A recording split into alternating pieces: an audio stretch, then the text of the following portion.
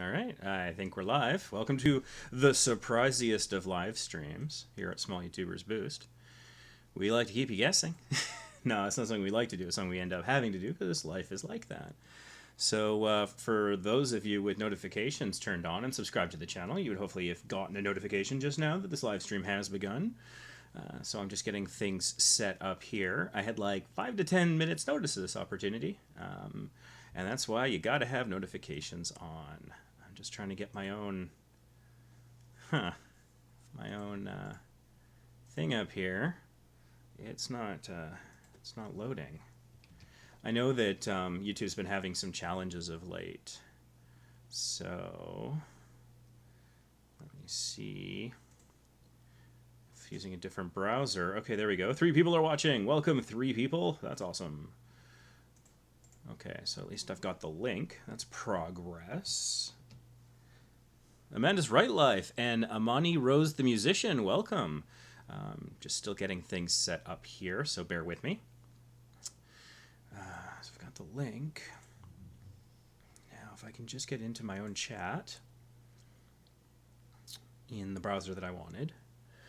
And Taboo Tuesday, finally caught one. Yes, you did. Carson Young, welcome to the party. Getting my chat popped out here. I have a strategy when it comes to web browsers. And so I use particular browsers for particular things. So like Microsoft Edge is sort of my personal stuff, sort of the cowman stuff. Firefox is generally the Vacation Impossible stuff. And Chrome I often use for the Small YouTubers Boost stuff. That way I have like saved logins and it's just a lot easier. And so one of my browsers was acting up, but I have got it working now. So I'm just sharing this on Twitter. Now I'm going to share it in Facebook groups, most notably, well, first I'm going to share it to the page of Small YouTubers Boost. Here's a trick, a little thing to know about. When you're sharing a video on Facebook, and sometimes the preview doesn't load, try hitting enter at the end of the URL, because that I find often triggers the preview to load properly. And then click post. It's finicky. It's a silly little thing. But, you know what? Doing too many things at once here. I just shared it, I think, in Small YouTubers Boost, the group, but I forgot to mark it as an announcement and pin it temporarily. So let me just quickly do that. While I'm doing that, if you can give me an audio check. Am I loud? Am I clear? Give me a score out of 5 for each, please. And thank you. That is all part of getting the show set up, rocking and rolling, so that we can focus on whatever you want me to focus on, within certain limitations. While I'm getting set up, feel free to give the description down below me a quick read. It's going to indicate some of the rules of the live stream. And it's got some useful links for you that you can open up in separate windows. While I'm doing this, as I'm vamping, I am broadcasting to you live from Vancouver, British Columbia, Canada, the west coast of North America, in case you care. I only mention this because I also run a Vancouver YouTubers group, so if you are in the province of British Columbia and you're a YouTuber, feel free to go join that as well on Facebook. We, back in the before times, would on occasion organize like physical meetups here in Vancouver. We'd go to like Metrotown or English Bay. So, okay, I think I've got the Facebook sharing down, got the tweet out. Now I'm just going to do a quick post in our subreddit. Yes, Small YouTubers Boost does have a subreddit. It's r/Small YouTubers Boost. We try to keep things simple. And the purpose behind that is it just has 4 rules, not unlike our Facebook group. And the reason for that is that Reddit is often, it can be a little intimidating. And so we try to create a little safe space where people can go and experiment, sort of like a sandbox, I call it, where hopefully, you can go and you can see how things look on Reddit without having a bunch of Redditors jump down your throat for not being perfect. Now, that's not a criticism of Reddit necessarily. It's just, I think it has this sense of almost a mystique about it, of being home to the trolls. I mean, it's not 4chan or anything, but that just seems to be that. Hey, Peak Time Racing is here. Welcome. How are you finding your unnamed virus experience? I'm actually under an isolation order until the end of the month. Not a quarantine, but an isolation order. So I may have been exposed to somebody who may have had it. And so I'm completely symptom free, and this is day 10 of my isolation. Taboo Tuesday says, Reddit is my sleep paralysis demon.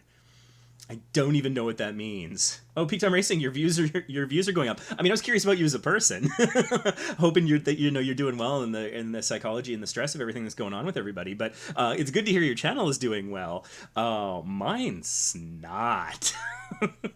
I'll call it up. I started my last live stream by showing people like how bad my stats had gotten. And they've gotten worse. I don't fault people. I mean, my primary channel is Vacation Impossible, and it focuses a lot on cruising. And so, of course, we're not going to be popular right now. That's just the way of things. And so I don't blame people or anything. It still sucks. But that's just the world we're living in. Let's see if I can... Oh, you know what? I can switch over, I think. I don't know. Let me try something here. You can watch the decline of my channel. Hopefully I did this right. Oh, I did that right. Nice. I think that actually looked pretty slick. So what you're seeing here are the views for my channel. This is over the last 28 days. Let me just quickly convert it to so far in 2020. It's been a heck of a year. Look at that. Now this is a thing with Creator Studio Beta, which I'm not a fan of, is you can see the views on the dashboard of your channel across it, but when you dive into it, it breaks it all up by specific video performance. So like you see there's this purple video that like spikes up here, right? That's because that's when it was posted. But anyways, yeah, you can see how just everything is crashing. And that's just the way it is for travel channels right now, and I don't know that there's much that can be done about it. I watched a live stream that was hosted by TubeBuddy. Lovely product, link down below. But they had a travel vlogger, and so they had hyped it for about a week, and I was really looking forward to watching it. It was on Tuesday. And it was supposed to be about like what travel channels can do in this difficult time. And I was really curious because my channel's obviously struggling. And the advice basically boiled down to create content that's not travel, which, I mean, not particularly helpful. And most of the conversation was just around traditional stuff about like revenue streams for travel channels and things like that. And so wasn't quite what I was hoping for. But at the same time, it's a difficult question that might just simply not have an answer right now. So that could be... hit 100,000 views today for the first time this year, getting back on track. Sorry, is that 100,000 views in a single day? Because that's mind-blowing. I mean, I know you've got a very successful channel, but it's still, those numbers just blow my mind sometimes. Sage Maverick is here as well. That's awesome. The Reynold Reed channel is back. Welcome back. So I should probably just start the show. So I'm here to help you with YouTube however I can. You know, whether your channel is booming or maybe it's struggling a little bit like mine is, whatever I can do to answer your questions. I can review your channel. I can look at a specific video perhaps that isn't getting the views that you think that it deserves. I might be able to help you with that. Couple ground rules. I won't subscribe to any channels or watch any videos because I don't want this to become a self-promotion thing in the chat. And on top of that, I don't want to watch any videos because that would take a lot of time and then there's copyright issues. I'm happy to look at the metadata around your videos. I'm happy to look at your channel layout and other various things. If there's something specifically you want me to look at, thumbnails, your description, whatever it might be, I'm happy to do everything I can to help. If I don't think I can help, I'll be honest about that. Although generally speaking, I can help at least to some degree. Yeah, or if you've got a tutorial request or something, you want to see something, how to do a specific thing, happy to do that. If you just want a little story time, you want me to talk about what it's like to run a rather large and relatively successful Facebook group with over 142,000 members as of, I think, this morning, which is amazing and mind-blowing for me. You know, whatever you like, I'm here to help. So the way that we do this is we go chronologically in chat. What that means is the sooner you speak up in chat, even if it's just say hello and help me with my audio check, and thanks everybody for helping me with that. Just say something, and then I will go chronologically based on who spoke first, who typed something first, and then I will see whatever request you have. So if you do have a request or a question or something you'd like to see or whatever, feel free to put that in chat. It's difficult for me to monitor chat and focus on the tasks, so I'm going to be switching back and forth, full disclosure, so it may take me a while to get to you. If you have limited time to watch, I understand. The live stream will be available to rewatch at your leisure, anywhere from 20 to 40 minutes after the broadcast ends. So anybody watching this on replay in the comment section, hit me up with a hashtag replay and let me know if you've got a question. And then that might become a future video. So we're always trying to help people. And so that's the thing. It's like in our Facebook group, we see a lot of the same questions over and over, or just very interesting ones.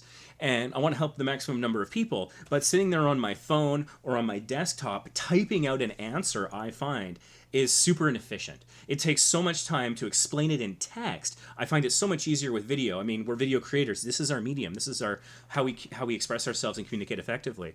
And so if I can instead make a tutorial video and then just share that repeatedly instead of typing out a small novel in comments over and over again, that way I can operationalize these things and help more people more effectively. So if you've got a question and you're watching live, hit it up in chat. If you're watching the replay, hashtag replay in the comments and let us know your question, and it might become a future video. So there's that. So Amani Rose, the musician, was the first person to speak in chat. So I'm going to scroll through chat now and see if I can find if Amani, hopefully I'm saying your name right, probably not, has a specific request. And see if there's something that I can do for that person. I'm not seeing anything quite yet. I'll keep that in mind, though. I'll circle back. Amani, if you're still with us, please drop your request, your question, whatever you'd like, in the chat, and I would be happy to take a look. In the meantime, let's see who else is kicking around here. We've got Amanda's Right Life. I've reviewed her channel several times, so let's see what's going on. How's it going? Your channel's had a huge sub boost, and you have no clue why. Well, that's intriguing. First of all, that's fantastic news. I'm absolutely thrilled that that's happening. Yeah, let's go check that out. Before I check that out, I want to show you something, because let's just say, generally speaking, let's say you have that question. Why am I gaining or perhaps losing subscribers? And we're in the analytics of YouTube itself right now, so this is a good place to begin our journey together, looking at that, because there is subscriber source here. And so when you are in the analytics section of YouTube Studio Beta, and you click on subscriber sources, I just did, it will show you some interesting things. So keep in mind, I have filtered the time frame to this calendar year. So it's from January 1st, 2020 to today. Well, actually, it's delayed generally about 48 hours because of YouTube auditing. So this is actually from January 1st to March 26th. So that's as of, I think, yesterday. So let's just see what's happening on my Vacation Impossible channel. And do please don't judge me too harshly, because I am going through a difficult time on this channel right now. So these numbers are not their sort of normal robustness, let's say. And so I can see that I have gained, in so far this calendar year, 175 subscribers from a watch page. That means whilst someone was watching a video, probably of mine, they clicked subscribe. So the majority of my subscriptions this calendar year have come from people as they were watching videos. That's very nice. I think that's a good sign that my content is resonating with at least 175 people. Other is sort of like a mystery. We don't really know where those the other 20 came from. Then there's, I got 26 subscribers from my specific channel. So they were on my channel, not watching a specific video, but on my channel, and they clicked that red subscribe button. Speaking of which, if you haven't subscribed to Small YouTubers Boost already, please do so. We've got amazing content here that can really help you. SEO videos, motivation videos, how to use TubeBuddy, all sorts of useful stuff. We explain what info cards are. We got tons of great stuff and a lot more on the way. My brain is exploding with ideas. It's just a matter of finding the time to create them. And again, I recommend turning notifications on so you can join these live streams early so you can get your request in, like we're about to go take a look at Amanda's Right Life channel. She's really good about joining us early, which is always fantastic, which is why her channel's been reviewed a couple of times. But what I'm trying to do here is I want to help her maybe figure out where her subscriber growth is coming from. I'm super excited that she's experiencing the subscriber growth right now because she's been at this for a while, and I know that her heart's really in it, and so I'm just so happy to see that something's working for her there. I got 6 subscribers so far this calendar year directly from search. So as I often do when I do a channel review, I'll search your channel name, and the channel name is there, and there's a subscribe button right there. People can subscribe to you from search results. It's not super common. For me, 6 so far this year, but it can happen. And so who wouldn't want 6 more subscribers? Yeah, I mean, some of those numbers, after a certain point, you don't even kind of like, YouTube only displays the first 3 digits of your subscriber count, so 6 might not be enough to trigger that update. But tell me, anyone in chat doesn't want 6 more subscribers? Come on, we would all want that, right? Particularly the smaller channels, I imagine. That's why I try to also focus on search, because it's something that if we focus on and the big boys miss, we've got a competitive advantage. Interactive features. So that would be things like in the end cards where there's a subscribe button. I think that's probably what that's referring to. I got 2 people subscribing to me from a different YouTube channel. What's that? That's the recommended channels thing, which is actually kind of amazing. I wonder who's recommending me in my Vacation Impossible channel specifically. I'm not sure who that would be, but that is freaking awesome. And then from the YouTube homepage, nothing. Subscription feed, nothing, which actually makes a whole lot of sense. You wouldn't gain people there. Same with closed accounts. And then subscriptions channel list, which again, these last 3 are, you're never going to gain from there. You're only going to lose from there. Closed accounts is if account has been closed by a person or it's been found to be fraudulent in some way and it's been closed by YouTube itself. And I actually really want to talk about this for a second, because there are... someone's messaging me on Facebook. It's a random link drop. I'll ban them later. Anyways, so this is really important because there are people who experience rapid fluctuations and sometimes loss in their subscriber count. And it helps for them to have, I think, some context around why that's happening. So, for example, if you, shame, have participated in Sub for Sub, which you should not do at all, it is against YouTube's policy, specifically something called the fake engagement policy. If you don't believe me, you can check it out after the video, or in the Small YouTubers Boost group in the announcements, we have our rules post, and the very first comment, or second comment, contains a link to the fake engagement policy. This means you can't buy views or subscribers, you can't incentivize actions, like you can't do comment for comment and stuff like that, I don't think. And Sub for Sub is the big one, because tons of people do it. Our Facebook group has banned over 9,000 people. And that is a number I'm personally sad about. I mean, I almost wanted to say ashamed, but it's not my fault. So not really. But I think as a creator, as somebody operating in this community, I am a little ashamed for the community, because I think it's a bit of a black eye that there are these people that think that fraud is the path to success when it absolutely isn't. And it's problematic too, because I understand that it might come from a good place. They say the road to hell is paved with good intentions. And so you could think, I really want subscribers. But if I just ask for it and I offer nothing in return, well, that's very selfish of me, and I'm not incentivizing it. So maybe if I offer to do the same, and that's the path that leads you to hell, because you're trying to possibly be reciprocal and nice, but in the end, it takes you to committing fraud on YouTube and violating their policy and ultimately getting your channel shut down. And I mean, if you have no other reason than that to not do Sub for Sub, that's a fantastic reason. You put all this time and effort in, whether it's the fraud side or the legitimate content creation side or a mix of the two. If it all gets shut down on you, then you've wasted all that time. So, but that doesn't mean that Sub for Sub, as bad as it is, even if you don't participate in it, doesn't mean... Oh, there's like a fly in here. Did I get it? That was weird. That's a first for one of these live streams. Oh, still here. I got him.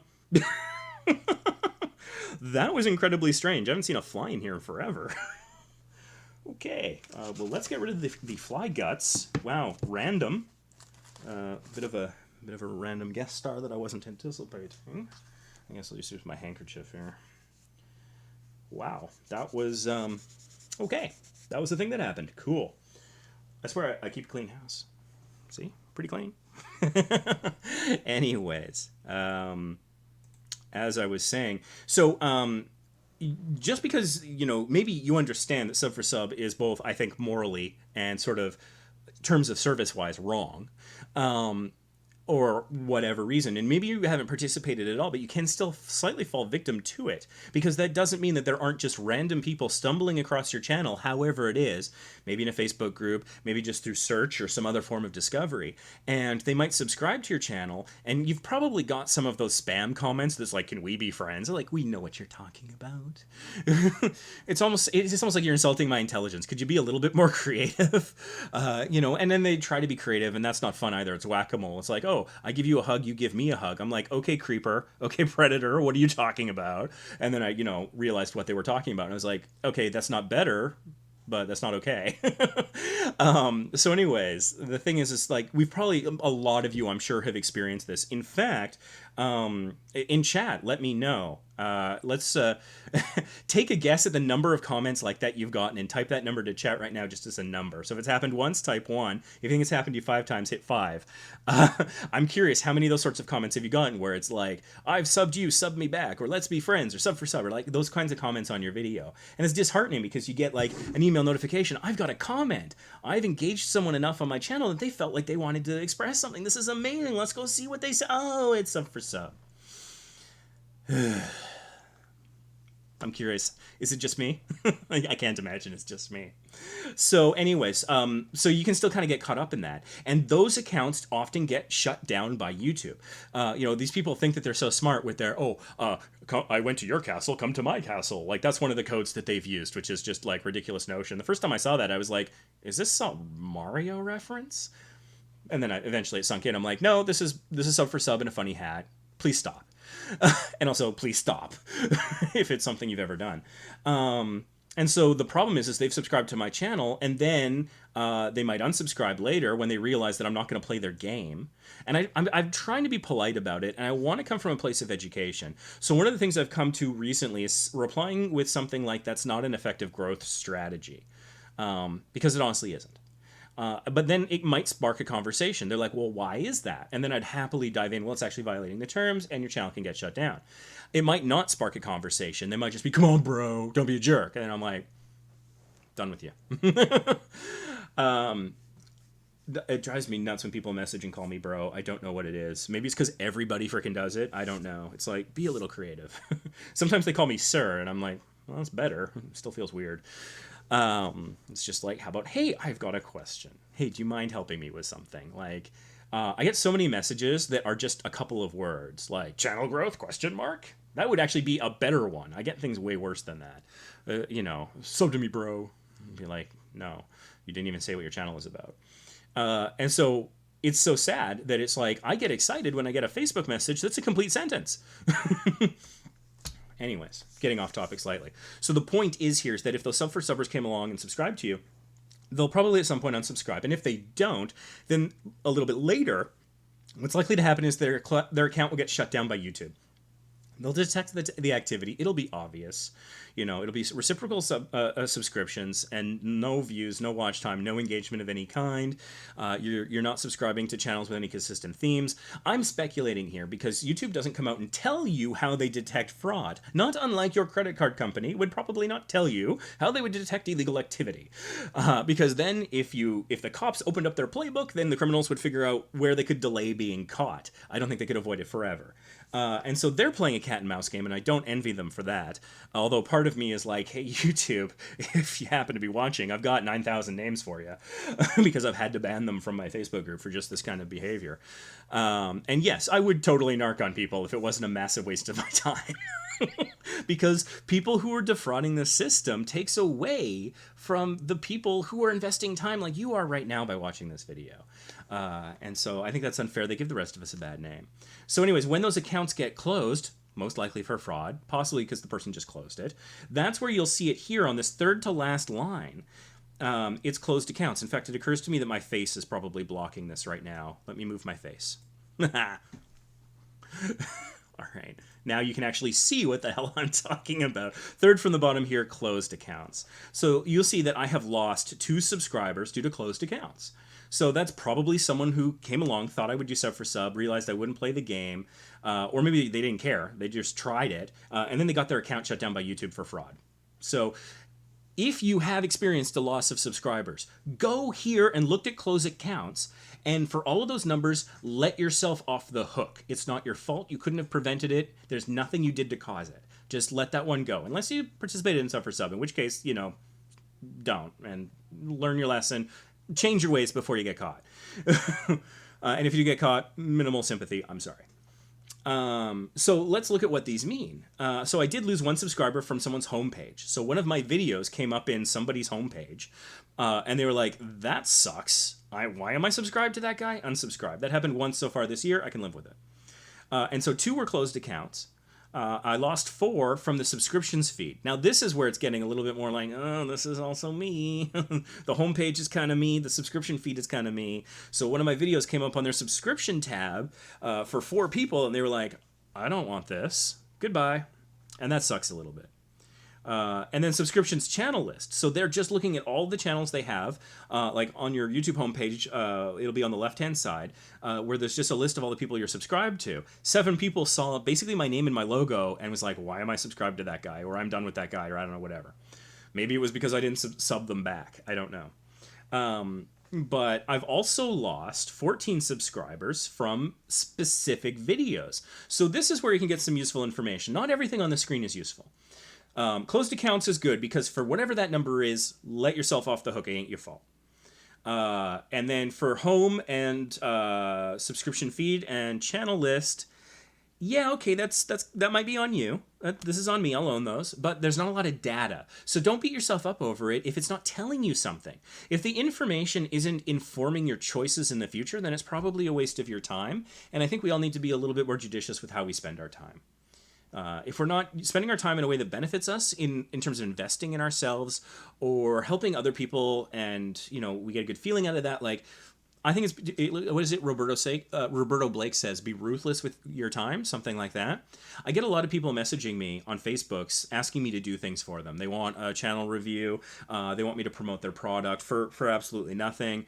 And so the question that I've often come back to them, and if you're getting this too, if maybe somebody reaches out to you for a collaboration and they don't seem to have a plan, or a company wants to reach out for you for a sponsorship and they don't seem to have a plan, if we're starting with a blank page, here's the question I ask. I say, what do you envision my role to be, and how will I be compensated for my time? And a lot of times, somebody will come back with, wow, that's a great question. I give you permission to use the line. I think I was inspired to come up with that particular wording from a Roberto Blake video, full credit. I don't think it's his wording specifically, but I think I modified something that he had mentioned in a video. But it's worked very well for me because no one has come back to me angry, which is nice. And I get a lot of these messages. So, there people have been like, oh, we're pre-revenue. And I'm like, okay, but, what do you envision my role to be? And I'm not in it for the money necessarily. There's other ways. But if it's just you want me to spend a bunch of my time to help you and you're barking orders at me, which happens a lot in my messenger, it's just like, I'm not your personal servant. I'm not your slave. I'm not your unpaid intern or volunteer. I mean, I'm happy to help people when I can.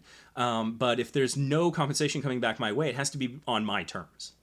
And most of these people aren't okay with that, unfortunately. So sometimes they'll come back and they'll say, okay, well, we'd like you to post about the thing. Maybe there's an affiliate link opportunity, or maybe it's like, we'll give you the product for free, which for me is a big thing. I need to try it before I can recommend something. I one time recommended something before I could test it because it was a short-term opportunity and I didn't have the time to test it, and I didn't want people to miss out just because I was busy. But I made it abundantly clear in the post that I had not personally tested it. That's the one time. And I don't think it really did well. So, but there's a lot of different ways. Sometimes it's just fun creatively. Like there was a guy who was Johan, I think, Johansson. I'm not sure. I forget his channel name. He reached out to me and he wanted me to do some voice work for him. And so he sent me some scripts, and I got to play some characters, like a gruff a drill sergeant and some other characters, like a new recruit. It was voiceover work for like storytelling for a video game, basically. He was covering, I think, Dead by Daylight and a couple other games that he was doing, and he was basically telling the story of the game, and he wanted some characters to do some voices. That was a hoot for me. I had a blast doing that. And so I think he included a link to my channel in his description. I don't think I got any views out of it or anything, but it was just fun. I'm like, yeah, let's do that. It sounds awesome. So there's a lot of different ways, but if you're looking for a way of broaching that subject, that's the phrase I use. What do you envision my role to be, and how would I be compensated for my time? Compensation can come in a lot of different forms. They could be saying, like, this is a charitable cause. Oh, okay, like I support charitable causes sometimes. So anyways, got a little off topic there. Let's dive into the watch page, because I've earned 175 subscribers, but I've also lost 14. Let's find out where that's coming from and where it's going. Okay, this isn't where we get the list by video. Oh, you know what? I think we need to go videos. I'm still kind of new to this. Oh, here we go. Subscribers by video. This is it. This was what I wanted. This is pretty smart. I just need to hide this. It's not my fault, YouTube. It's your default. Okay, so here we go. Subscribers by video. And let's sort this by subscribers. Here we go. So I have this sale and sign card video. It's done very well for me. It's a cruising video, so it's not doing well now. But that's gained me 24 subscribers. So if people are subscribing from a specific video, this is where you'll find that out. If you're trying to figure out where you're gaining.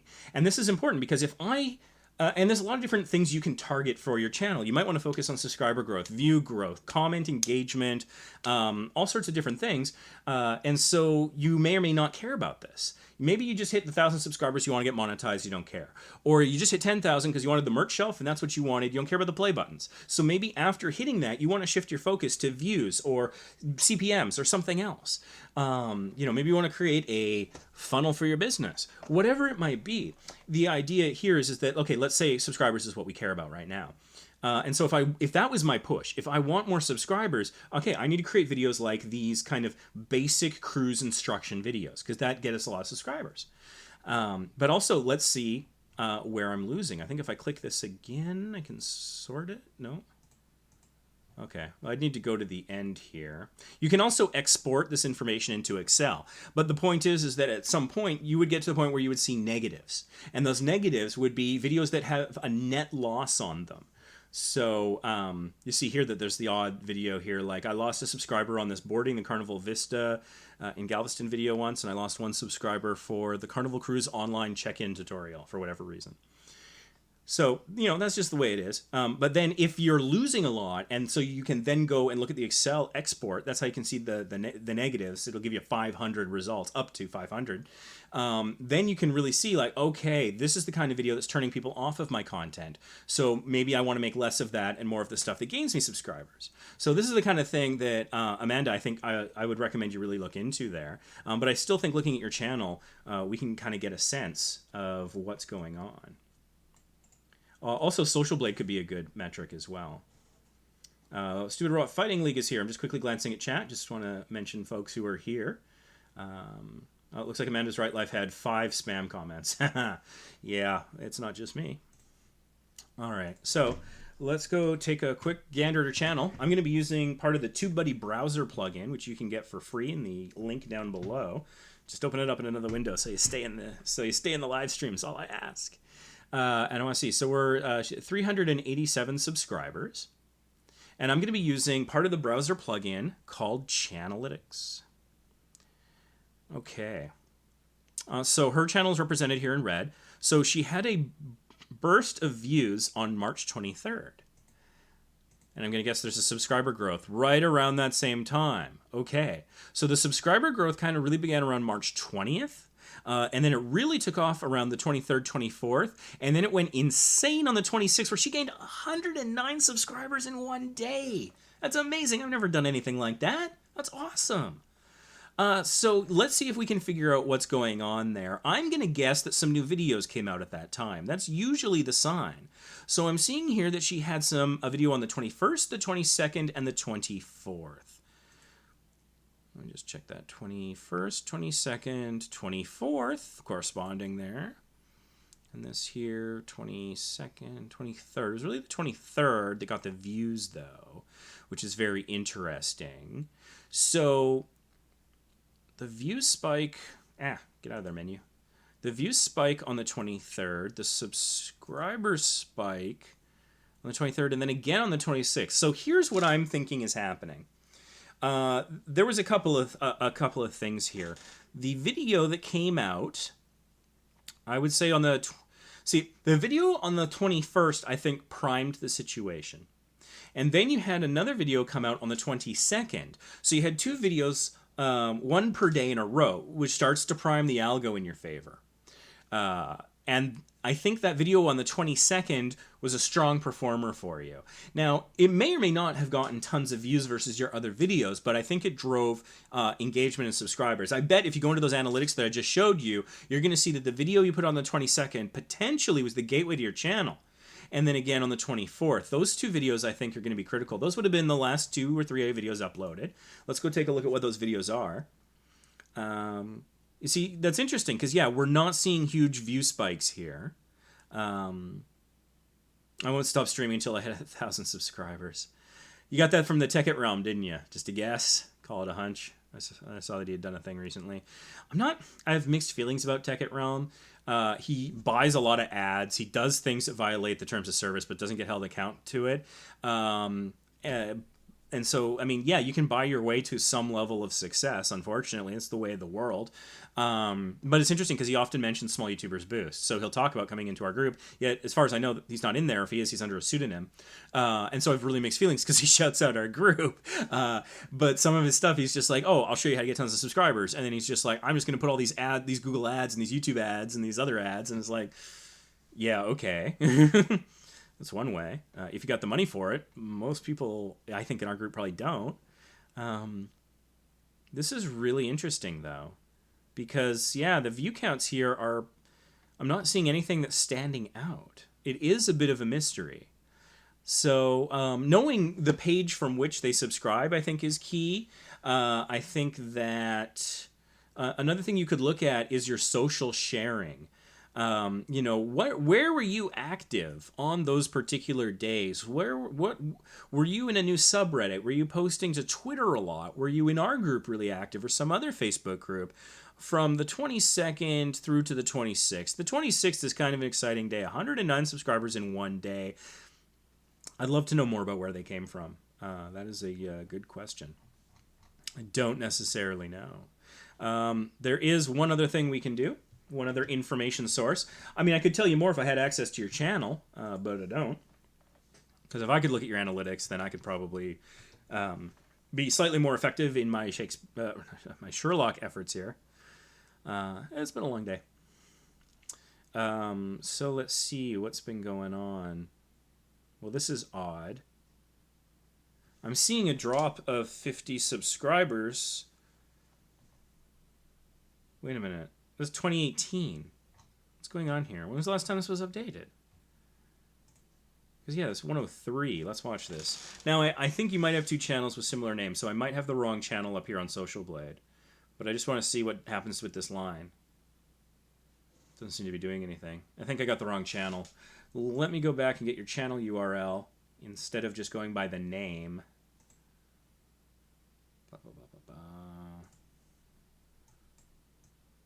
Channel URL. This is the channel you were curious about, right? I imagine. It's just got more subscribers than the other one. Because yeah, the artwork didn't look right. This is a match. Okay, here we go. It's interesting. You had 300 negative video views on the 19th, which tells me either you got caught up in an audit, or you privated or deleted a video or multiple videos. This is insane. Yeah, okay, on Tuesday you gained 115. Now, Social Blade's not totally great in the timing of when it captures the data, so that might not be a perfect representation. You spent a couple days losing some, and then you gained 124. This is very unusual. The loss makes me think that, like, a subset, like 30% almost, of the people you gained on the 24th didn't like something on the 25th. That's kind of strange. Those arcs are not headed in a great direction, which is strange to me. Wow, this says your subscriber count at 417. So, I mean, it's not uncommon for your subscriber and view counts to look different across different platforms. Well, there's a substantial drop there. This is weird. I mean, I'm almost wondering if somebody's monkeying with your channel. If somebody's using bots to mass subscribe and unsubscribe or something. I hope that's not the case. I hope some of this growth is organic and legitimate. But that's a small worry. That is a quandary. I think I'm hamstrung by lack of access to your analytics. But I mean, I like to be positive and turn anything into a positive that we can. So, I mean, whatever's going on, there's some degree of attention your channel's getting. And so do the best you can to capitalize on it. I'm thinking if subscribers is your focus, go look at that subscriber analytic and see over a broad period of time, like go lifetime of your channel and see what videos have got you the most subscribers, a net gain over the life of your channel. And if you're able to, as rapidly as quality will allow, get more content out similar to that, then maybe you can capitalize on whatever the heck's going on here. That is very interesting. Okay. Monty Rose the musician, are you still around? Did you end up having a request? Oh, do you think posting every day could gain more subscribers or no? Oh, 100% it can. Oh, yeah. Yeah. Posting every day can get you... it gets you algorithmic advantage, like maybe you've never seen if you've never done it before. It can be truly impressive. And that will bring the views, and the views bring the subscribers. That's how that works. Now, that having been said, going every day, if you can maintain a level of quality, and maintain your health and your mental health and your creativity, then great. My advice is don't publicize it. Don't tell people you're going daily. Just do it. Because it's not about the people in this instance. It's about the algorithm and getting that algorithmic momentum going. As well as just having more content that people can, watch and click on and engage with. Get your watch time and views and comments and likes, etc. And subscriptions. And so when YouTube changed its monetization policy the last time, I did a video every day for 30 days. And it was a lot. I think that my quality suffered a little bit. I was burnt out physically. Not so much emotionally, creatively, I don't think. I was just a little physically tired of sitting in this chair all the dang time whenever I had any time. I got a lot of my backlog edited, which was nice, but I couldn't live that way. Not and maintain the other dimensions of my life. I mean, if I was able to do this full time, yeah, I probably could. In fact, I've often fantasized if I had a subscriber base and income source to support doing this as a life. 200,000 subscribers is when I hear kind of the magic number. That's when you think about quitting your day job. I would think that I would edit a vacation possible video in the morning. I would have lunch, and then I would do a live stream like this in the afternoon. And I could easily see that being my normal day. And then when I'm traveling, I've got my Microsoft Surface Pro 7, which I can run Adobe Premiere on and edit on the road and upload, via my phone. So I've got a workflow in place now where I could, while traveling, also continue to upload content as well. And so for that, I would probably focus almost exclusively on Vacation Impossible and then wait until I'm back home to do more Small YouTubers Boost stuff. But that's sort of how I imagine what that kind of a life would be like. And I think I could do that. There would probably be the odd day where I'd need to take a day off or something. And so I would need to be careful about how I message that. I would never say never, but I don't think I would ever put in any banner art that I have, expect videos every day or expect videos X number of days per week or on these specific days of the week. I don't think I'd ever do that. I don't think I'd have a public upload schedule. I want the flexibility to have a bad day. I want the flexibility to, if I get a cold, to take the time to take care of myself, or if I get burnt out. And so I think that, yeah, if you can pull off a video every day, awesome. And if you can't, don't beat yourself up over it. But as close as you can get to that will be great. But there's no beast mode here. You can't go beyond daily because there is a law of diminishing returns. And it's not even just diminishing returns. I think it can actually just kind of cause some of your videos to start cratering if you go more than once a day. So don't do more than that, a lot of people. Funko Landing TV says 9,000. Holy crap! Yeah, I hate that number. I want to, I used to do something that I called amnesty, and so every now and then, like for Christmas and New Year's, or when I was feeling generous, or whatever, I would go through the list of banned people and I would review the notes that the admins and the mods put on the banning, and so if there's no note, I would unban them. And I would review the notes, and I'd be like, maybe that's not really ban-worthy. Then maybe or sometimes the interpretation of the rules shift a little bit. Like, for example, we used to ban people for buying and selling channels because it was my understanding through my reading of YouTube's policies that that wasn't allowed. But one of our moderators actually volunteered their time to actually contact YouTube and got a hold of somebody, which is impressive, and asked them, like, hey, are people allowed to buy and sell channels? And the answer was very specific. What YouTube said was this. They said, you can, but we don't support it. And so that's what we try to do in our group now. So I don't ban for it, but I don't support it. So we don't really facilitate it. If you're trying to buy or sell a channel, that post or comment will probably be deleted, but you won't be muted and you won't be banned. But that does mean that some of those 9,000, probably not very many, I would guess like maybe 100, were banned for buying and selling channels. And so since we've now learned more than we knew before, I would like to go back and unban those people. But right now, that's actually incredibly difficult because the only way you can see people that have been banned is just a random list. You can't search by any of the reasons. You can't search or sort in any way. It's just how Facebook happens to show you some random order. You can search only by their name.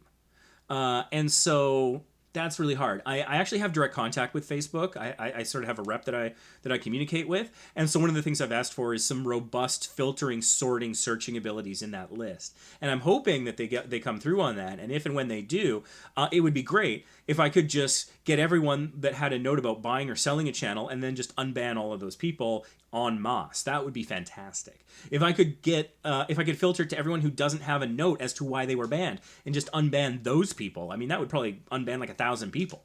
Because it's, I mean, let's do the math. I'm curious. If we've banned 9,000 out of 142,000, we banned about 6%.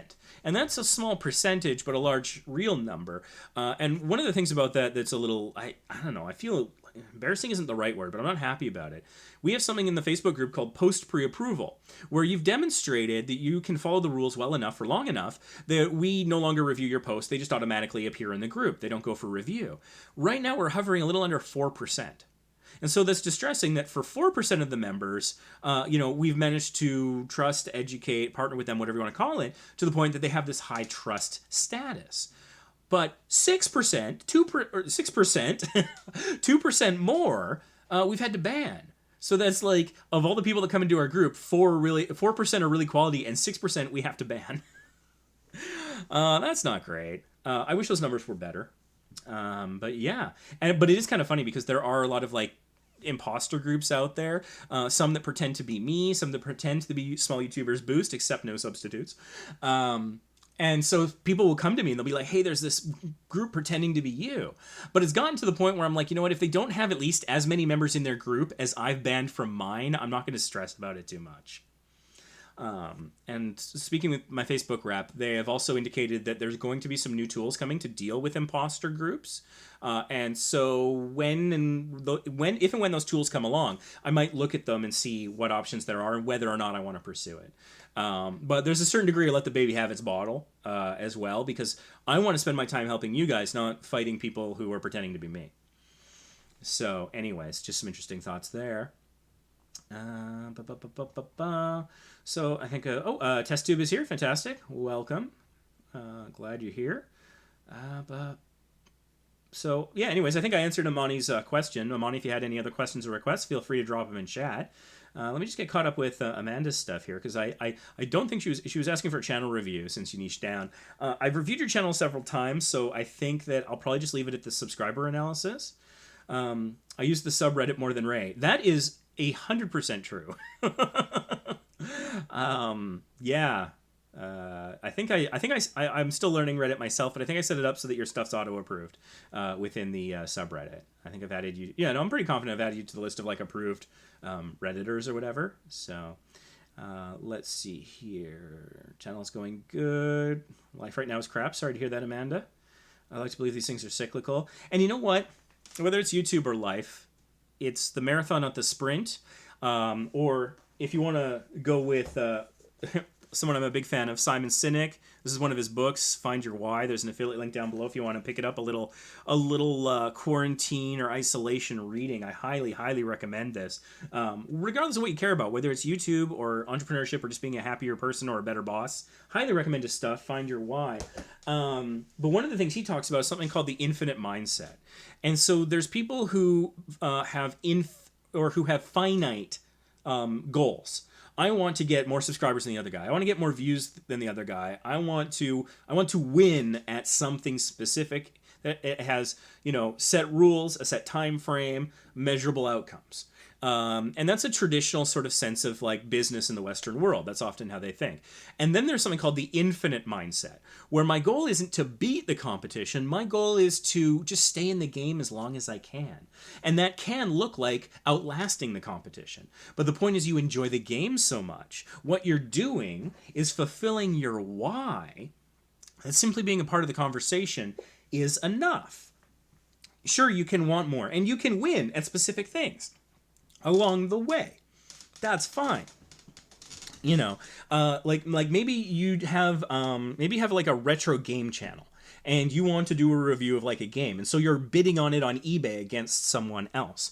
You could win that bid. You can win that finite battle, but the game continues. So whether and I think it's the people who show up. I've been making videos since 2001. I've been on the platform since 2006. I've been in the Small YouTubers Boost group since 2016. I've been running it since 2017.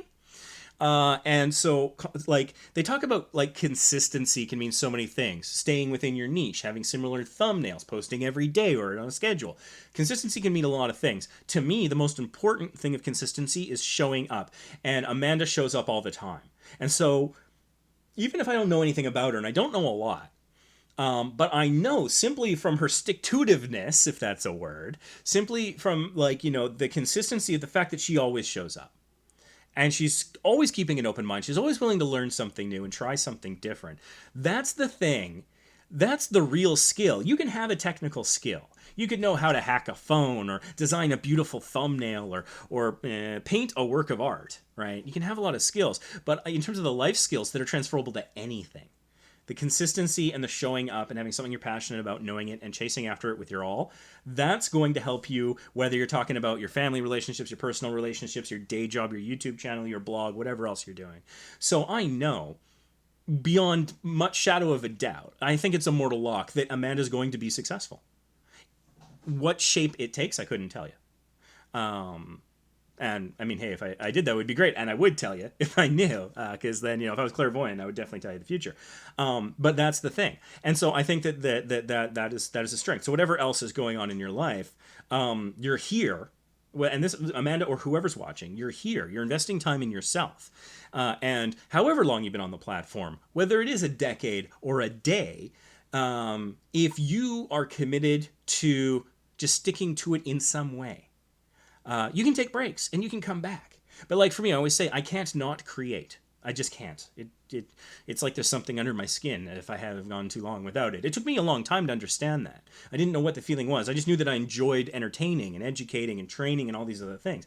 And I'm starting to, over time, partly through asking myself important questions, like about my why, that Simon Sinek's books can help you, I think, identify.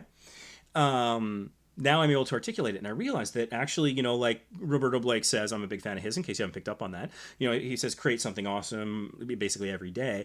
And initially I was like, whatever. But now over time, I'm like, no, I actually really, really identify with that, and I kind of understand it. And it takes different shapes. Sometimes it's a blog post, sometimes it's a video, sometimes it's a live stream.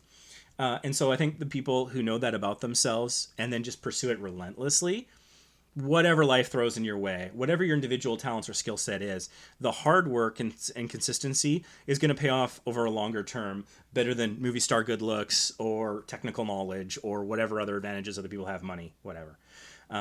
Because they are going to get discouraged. They're going to run out of the will to continue. It's one of the things that, again, Simon Sinek talks about, is they run out of the money or the will, and so they have to stop. But if you are chasing a why, you'll find a way to move forward, and you won't be able to not come back to it, even if you have to walk away from it for a time. So I believe in Amanda. In the process of redoing thumbnails. What else did Amanda say? She said hi to Stupid Robot Fighting League. who is awesome, asking how he's doing. Glad you guys are fine. Oh, right. It was Amanda's birthday the other day. I totally forgot. That was yesterday, right? Sorry, am I revealing too much information? Hopefully not. Happy birthday. I would sing, but there's questionable, copyright issues there. But yes, happiest of birthdays. I actually, when I saw that you commented that on something in the group, I was like, oh, I wish there's a way I could pull off like a birthday live stream. I wasn't able to do it. So belated birthday a day late. It's awesome that you're, we're here on the second day of your 21st trip around the sun or something. I don't know. That's awesome. Everybody in chat, say happy birthday to Amanda. That's great. Just wanted some cash to go towards the channel. I can appreciate that. You're someone, like, people want cash for video games or junk food or beer, whatever the heck it is that they want. You want to invest in yourself, and I massively respect that. I respect that more than any subscriber account I could ever see, because that's the thing that you control, and that's what I think will carry you far.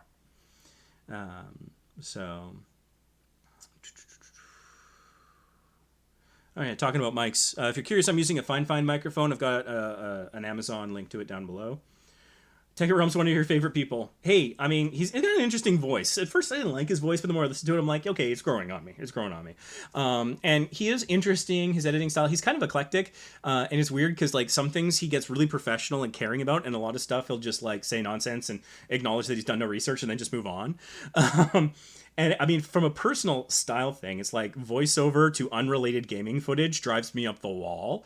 But at the same time, I was thinking about it the other day because I was watching, he had apparently shouted us out when our group was back at 34,000 members. Ironically, I think right before I discovered TubeBuddy, which changed, a lot about my channel. It got monetized, for example, doubled my traffic from search. People constantly asking, what's so good about it? And I'm like, well, it's a whole bunch of tools, so it depends on how you use the tools. You can have the best hammer in the world, but if you don't know how to use a hammer, or you don't care to try, it's not going to take you anywhere. The hammer's not going to get up on its own and build you a house. But I think I've used some of the tools effectively to grow, which is amazing. And so I really do think of my channel in terms of like before I discovered TubeBuddy and after, because my workflow has completely changed. My growth and my success rate has completely changed for both channels. But anyways, yeah, so it's, and so, yeah, he mentioned us when we were just kind of getting started in that sense. But yeah, at the same time, there's some stylistic things that I'm not a huge fan of. And so I don't know, I have really mixed feelings about him. But I mean, I got to respect a lot of the stuff that he does do. He does just randomly help people's channels get tons of subscribers. He does he accomplishes world record things. And so I absolutely have to respect that.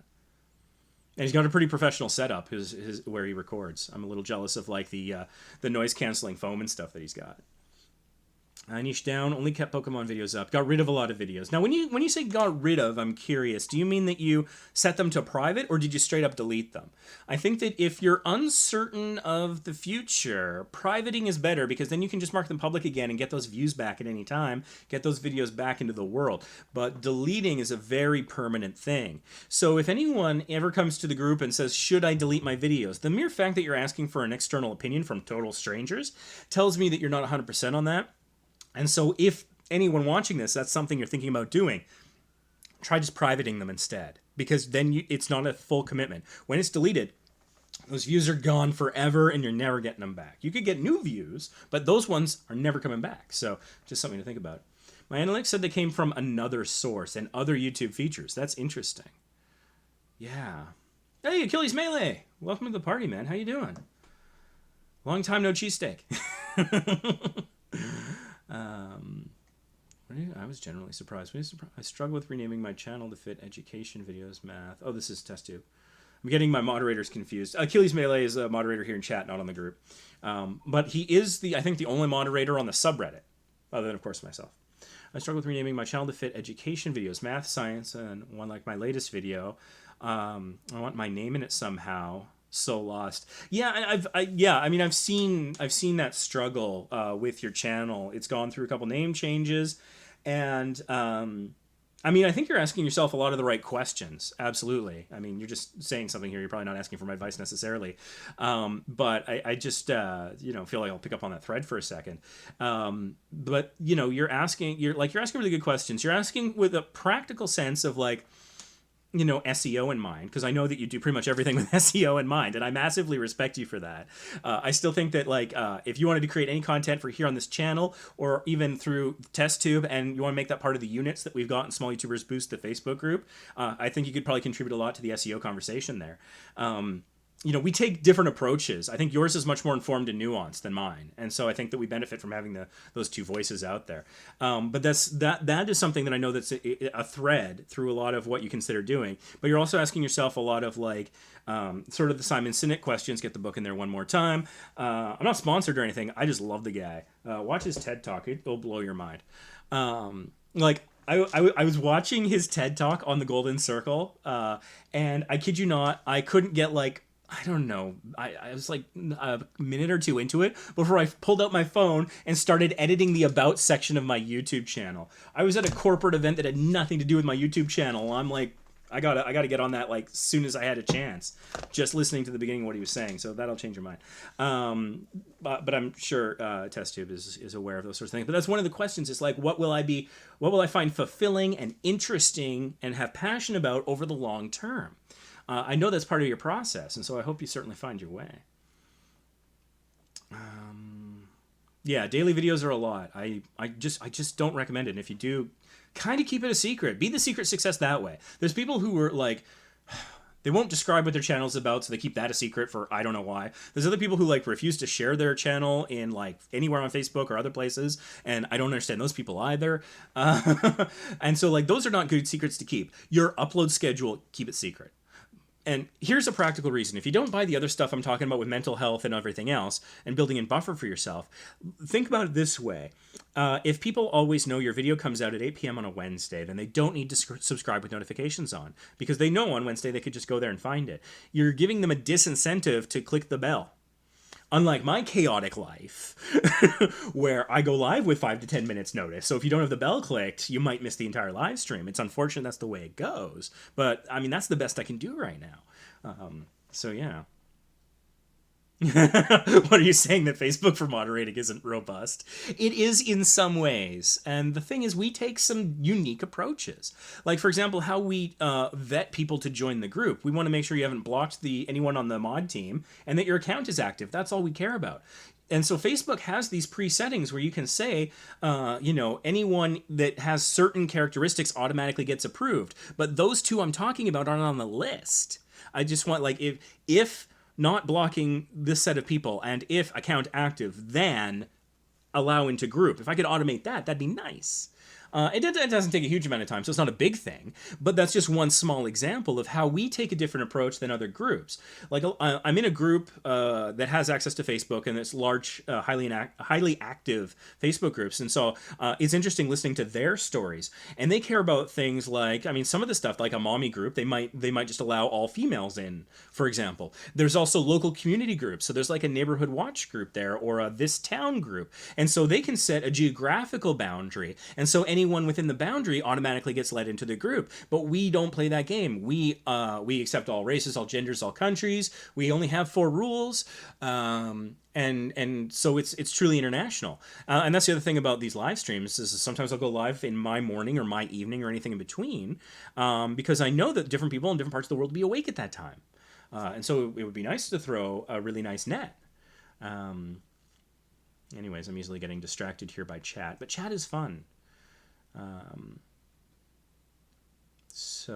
And hey guys, I revamped the description for these live streams today. I tried to throw in some emojis and reword things a little bit. So let me know what you think about the description that I've actually got on this, because I'm trying to get the useful links higher up and make things kind of pop with emojis and stuff, and try to express myself clearly. So feel free to give me feedback on that. Taboo Tuesday is here, or at least was. Said I was loud and clear. Thanks for the radio check. Oh yeah, that was the Reddit is my sleep paralysis demon.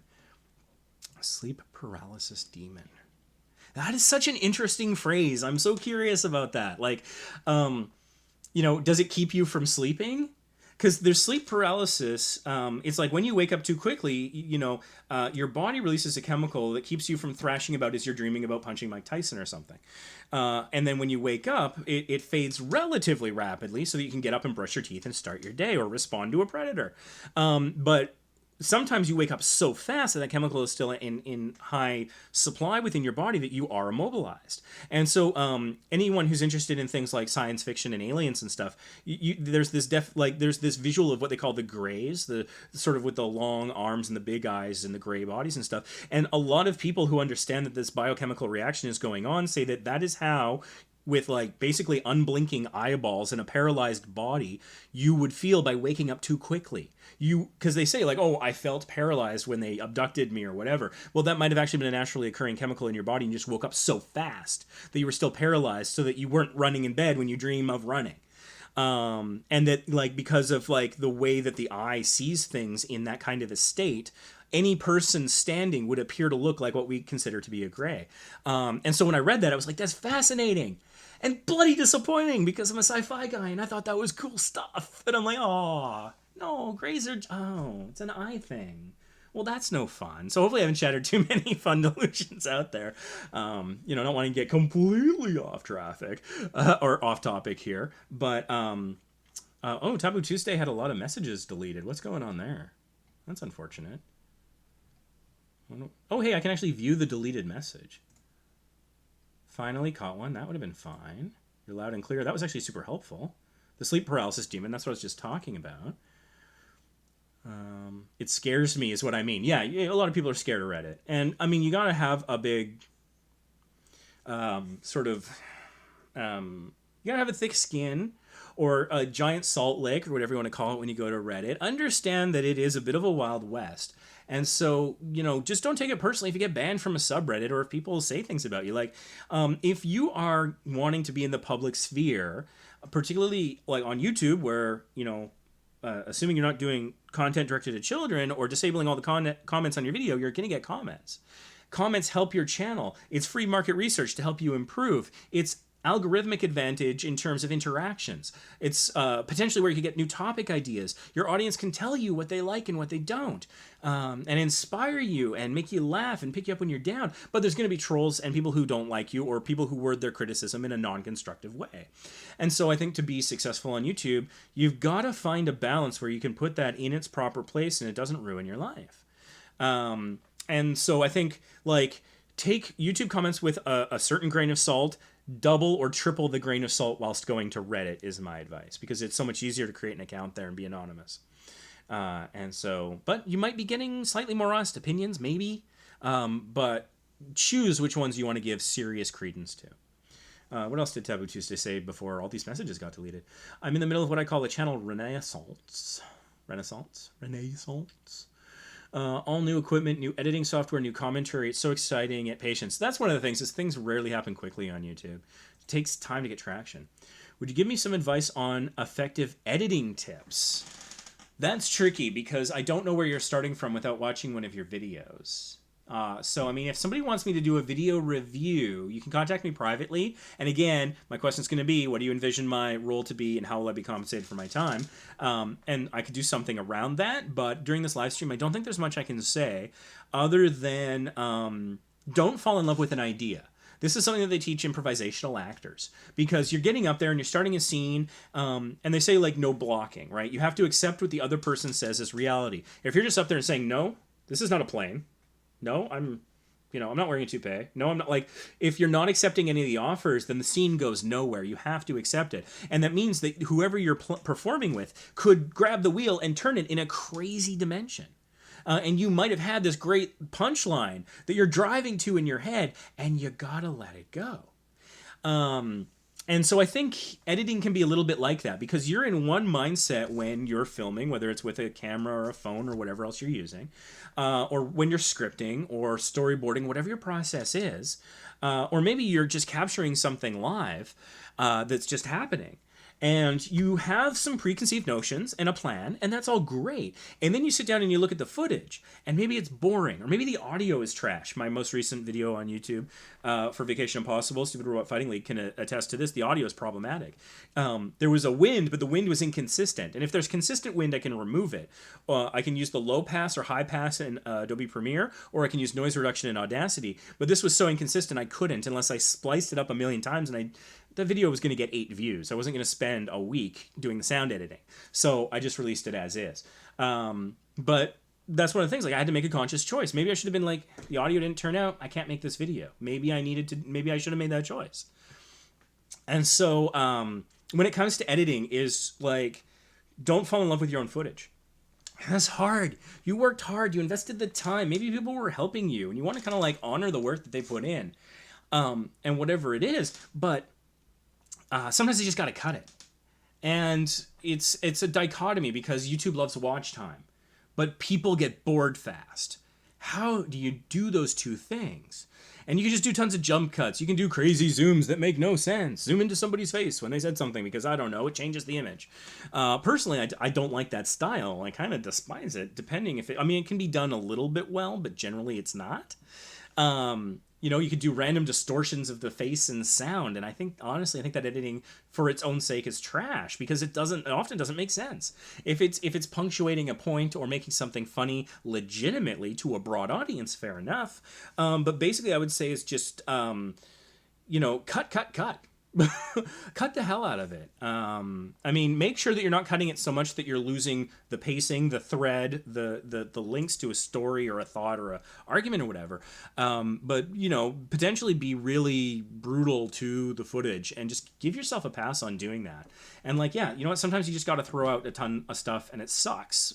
But, you know, it was probably better than having that. If you're sitting there being like, as you're watching the preview, if you find yourself doing one of these, and I used to do these a lot, either one of two things is happening. One, your footage is boring and you need to do something. Some B-roll, some graphics, some cuts, something that doesn't distract.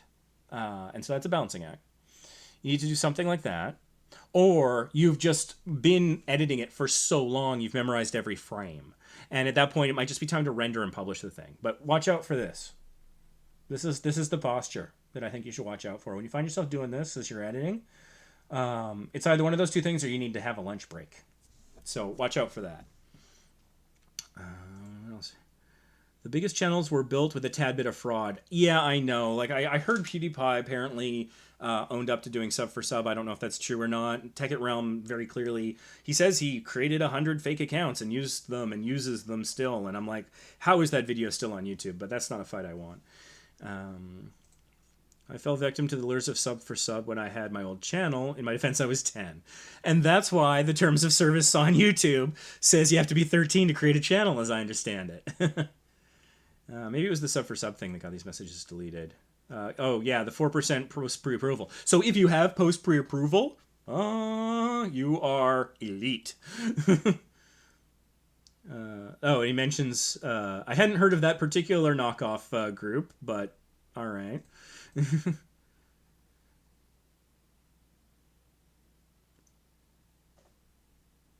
Oh my gosh, this is amazing. I'm in a Discord of coders who are making an algorithm to automatically track sub for subbers and send their information to YouTube. I kind of love that. What else we got here? What's this here? It's kind of private, but I'll ask moderators. Oh, the Discord probably. Achilles says that's pretty damn, or damn, that's pretty cool. Yeah. I have a little dyslexia, so words move around on me sometimes, if you haven't noticed. I have that infinite mindset, but I'm externally motivated, which makes it difficult to get started. Yeah, that's a challenge too, because, you know, I genuinely want to help people. I want to encourage them to travel and spread their experiences that way, although now is a difficult time to say something like that. And I want to help small YouTubers get off the ground, but at the same time, I think I have an entrepreneurial streak in me that it's like, I also kind of want to be a business success. And so it's often, it's often hard to kind of square that circle, to meld and blend the two. They often feel a contradiction. And I think that is, I don't know. I was watching that Susan Landruzzi, whatever person, on a live stream earlier today, and she said this crazy thing. She said that selling is generous or something like that. And she was like, if you're genuinely providing a product that genuinely helps people, then selling it to them is like a kindness or a favor or something. And I'm like, I don't know. That's a new idea to me. I hadn't heard it put that way before. I hadn't heard that argument. And so I'm going to sit with it a while and think on it and see, like, if that helps me square this conundrum that I face. Because, like, TubeBuddy, I love the product. It's amazing. There's a free version that'll make a huge difference in your life in terms of your channel if you're not already using it. The paid version's better and has a much greater input and impact. And so, yeah, I really think that you should get it. If you have the 3 to however many, like, I think the cheapest you get is like $3.40 a month, depending on if you have less than 1,000 subscribers and you pay for a year all at once. There's a discount code in our Facebook group in the announcements. So if you join Small YouTubers Boost, check the announcements. A discount code that'll save you 20%, which isn't as good as the 50, but it's probably the best you'll get if you have more than 1,000 subscribers, and then save another 20% by paying a year at once. So, it could be, and you could go like I did and get Legend, which is like crazy. It's a little pricier. And so I really think that people should invest in themselves that way. It's saving your time and getting your channel a success faster. And I genuinely believe that, but people constantly think that I'm a used car salesman whenever I talk about it. It's like, what if you found something that really was awesome, but nobody believes that anything is awesome anymore? How do you, I can't sort that one out in my head. I just can't. Anyways, I'm still curious about, what else did Taboo say? I was laughing at something. This is deep. Yeah, I get deep sometimes. Happy You Exist Day. I like that. Why did these messages get removed? Am I the only non-moderator in chat? I'm concerned. No, there's only 2 moderators in chat right now, I think.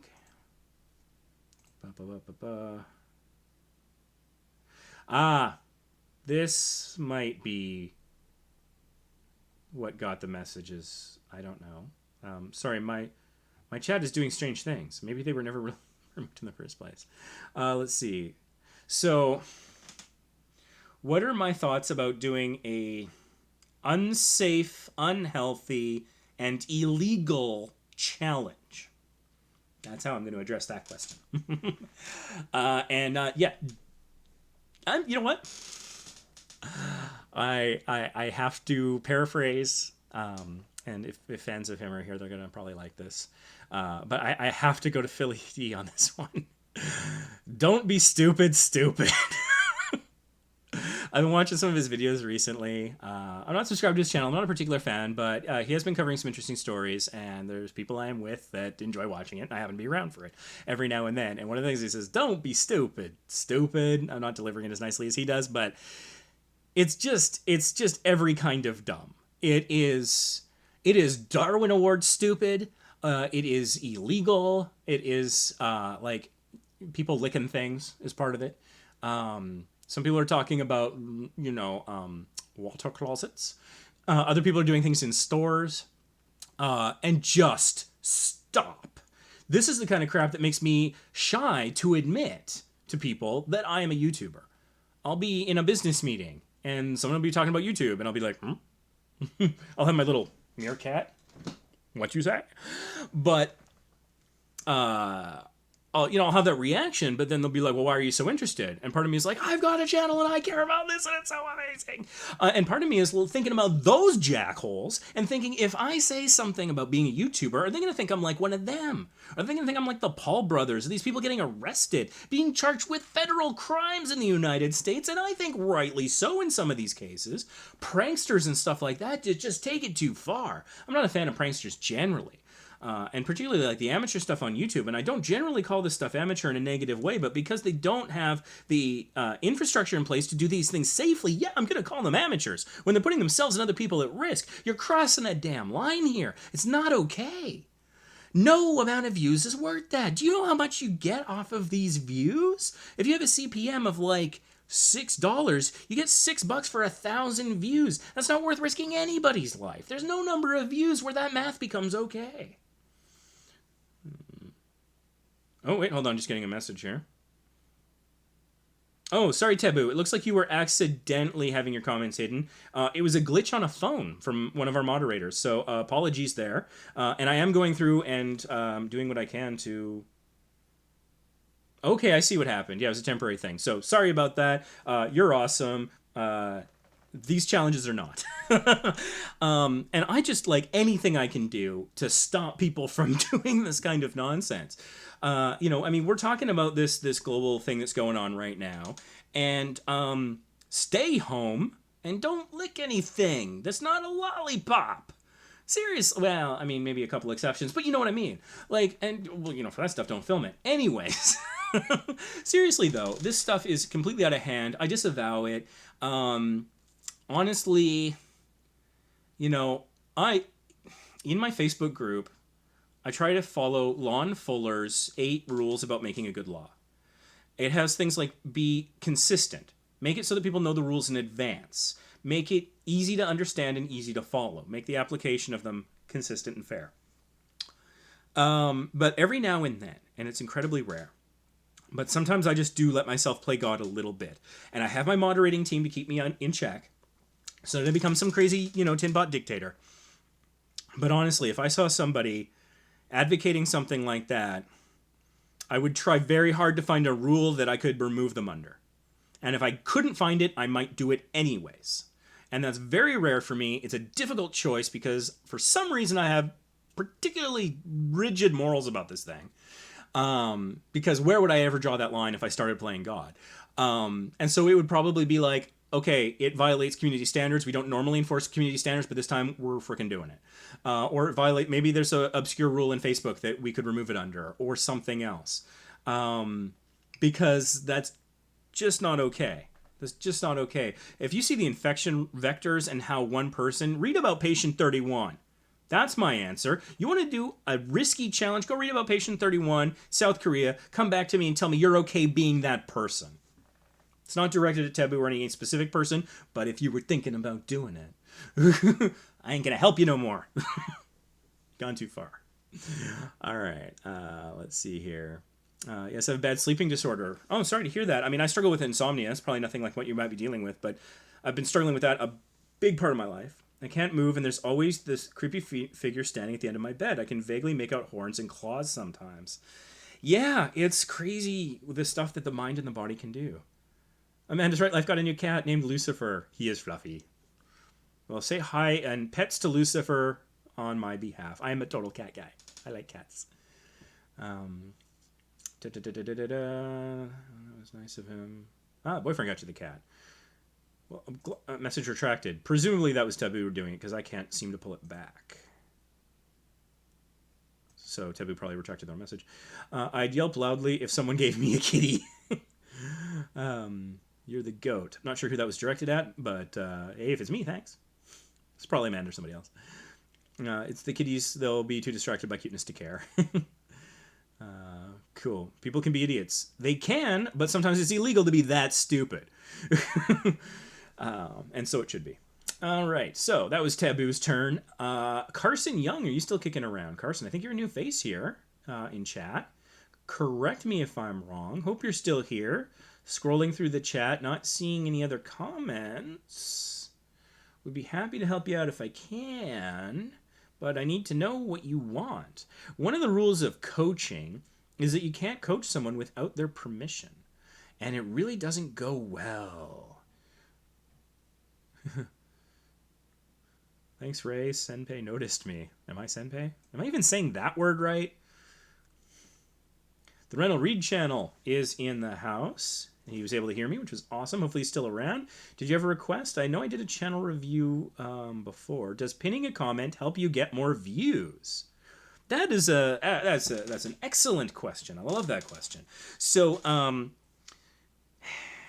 yes, but not a lot. And there's a couple of ways that this happens. There's 2 direct ways, 1 indirect way. The direct way could be, for one thing, and this is a theory I have, but so far it's borne fruit, and it hasn't been contradicted by anything I've seen, is that YouTube gives you, at the very least, a slight algorithmic advantage whenever you use YouTube features. I call them micro boosts. You get enough of these, and then you can start having macro boosts. And so when you caption, add info cards, add end screens, whether or not it has any influence on the audience itself, I do firmly believe, and nobody knows these things for certain, possibly not even the people who made the algorithm, but I firmly believe the algorithm picks up on that and says, okay, they're using this feature. Let's give them a little +1 somewhere in this giant mathematical calculation behind the scenes. Because it means, I think, that I'm guessing here, I'm speculating, but again, my experience has borne this out. I have yet to see anything that contradicts it. That I think the philosophy behind the algorithm, part of it, was that if you're using more features that YouTube provides, then you're more serious about your channel and your success. You're more likely to stick around and be long-term partner of the platform. So in that sense, for a micro boost in the algo, yes, I think pinning a comment helps. The other direct way is when you pin a comment, depending on the notification settings of the person whose comment you are pinning, they will get a notification in the app, on the website, and or in an email. And it just says so-and-so has pinned your comment, but there's a link back to your video. A little backlink, as they would say. Although it's not publicly on the web, but you know what I mean. So that person might be like, oh, well, what was that all about again? I forget. Click. I want to remember. Oh, that video. Right. You've just got another view and a little bit more watch time. And so there's that dimension of it. Or maybe they're like, hey, this guy's awesome. He pinned my comment. He didn't just like it. He pinned it. Oh, I gotta give this guy another look. I mean, it's a nice guy. He's supporting me. Like, if I'm another creator, possibly, he might be like, oh, he's kind of supporting me. Putting my comment at the very top and sticking it there. That's all. Maybe I should go check out some of his other stuff. This might be a nice person. You know, this chick gets me, you know, whatever it might be. So those are the two direct ways it can get you views. Now, you can imagine a micro boost is probably not a lot because of micro, and this is just one person getting this notification, so it's very limited in that impact. Those are the two direct ways. The indirect way pinning a comment gets views is that if it is a comment that drives interactions, if you've pinned the right comment, then other people watching your video are more likely to see that before seeing maybe troll comments or trash or other stuff that's just not as engaging. And as I'm saying this out loud, I'm thinking about changing my pinning comments approach. I normally go for the oldest thing that's good, but I'm starting to think the thing with the most replies might be good to consider as well, because that is sparking a further conversation. And so that's something to think about. I'm evolving in front of your eyes here on my position on pinning comments. Now, my channels are still so small that I don't get really enough comments that they have a lot of interactions under them, but I think that's my next stage. At some point, I'm going to switch over from my current philosophy, and I'm going to start pinning things that get a lot of replies. I think that's what I'm going to do, assuming that it's not like a flame war. Yup. I think that's a new thing. Okie doke. Anyways, and so pinning the comment, if it's something like that asks a question or it sparks a lot of people to engage with it in some way, then that can increase your engagement on the video, and that gives you yet another micro boost, possibly even just a regular old boost in the algorithm. One of the things that the algorithm uses is a metric for a video's impact on the audience, because it's trying to use computer code to figure out an emotional response, which, like, good luck, Spock. But one of the ways that they do that is they say, like, you know, a dislike is an emotional response. A like is an emotional response. I mean, it might be a tactical one. You're like, oh, I wish more people saw this video. But even then, that's emotional, right? So even if you get a dislike, that helps you. A like helps you more because it's a more positive association. That's an easy positive negative. The comments, it can't really provide context to. I don't think it's that smart. So more comments tells the algorithm people are engaging, and they are engaged. What does that mean? Why is that important? What does engagement mean?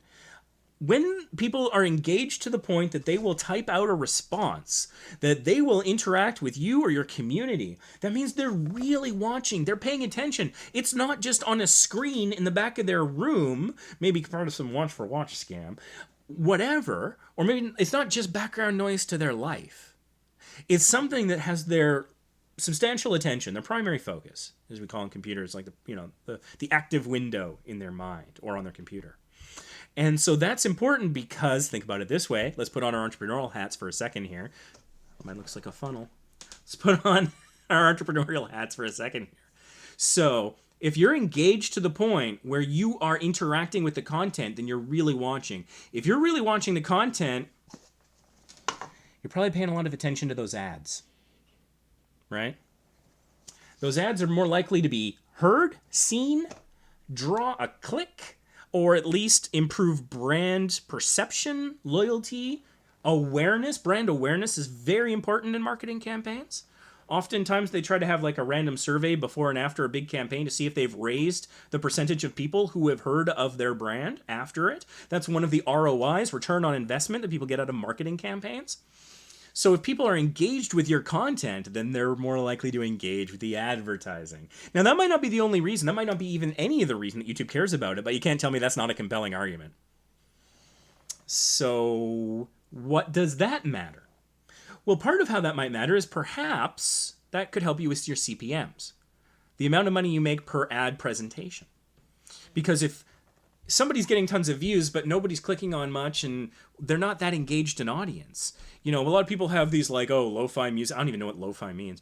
The low fidelity, I guess. I don't know, but like these, I think Will Smith actually did one of these recently, and I was like, wow, why are you acting like let's just say a small YouTuber. I'll be nice. But anyways, it was like, okay, they're just listening to some background noise. It could be like, oh, there's something out there that I saw that I've seen it before on YouTube. It came up in my recommended for some reason.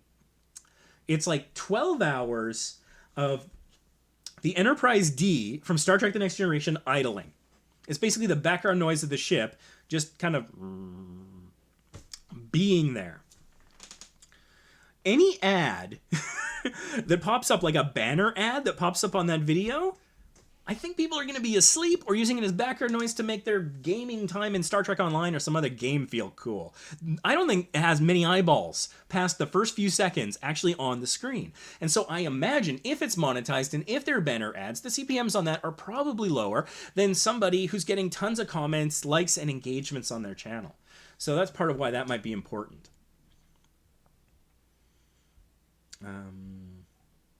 What the heck was I doing? Right, I was looking for Carson Young. I saw a bumblebee and got distracted. Oh right, no, Reynold Reed. Reynold Reed. I was looking to see if Reynold Reed has a question, and he's clearly still here. He's commenting, which is awesome. Let me just start at the top again here, because I lost my place. That was his question. Does pinning a comment get you more views? So there you go. There's a dive into that. I've gotten "Can we be friends" comment before. Boy, does that suck. Yeah, what does that even mean? It drives me up the wall. People say words that have no meaning. What does being YouTube friends possibly mean? Like, if you want to collab, say that. It's just...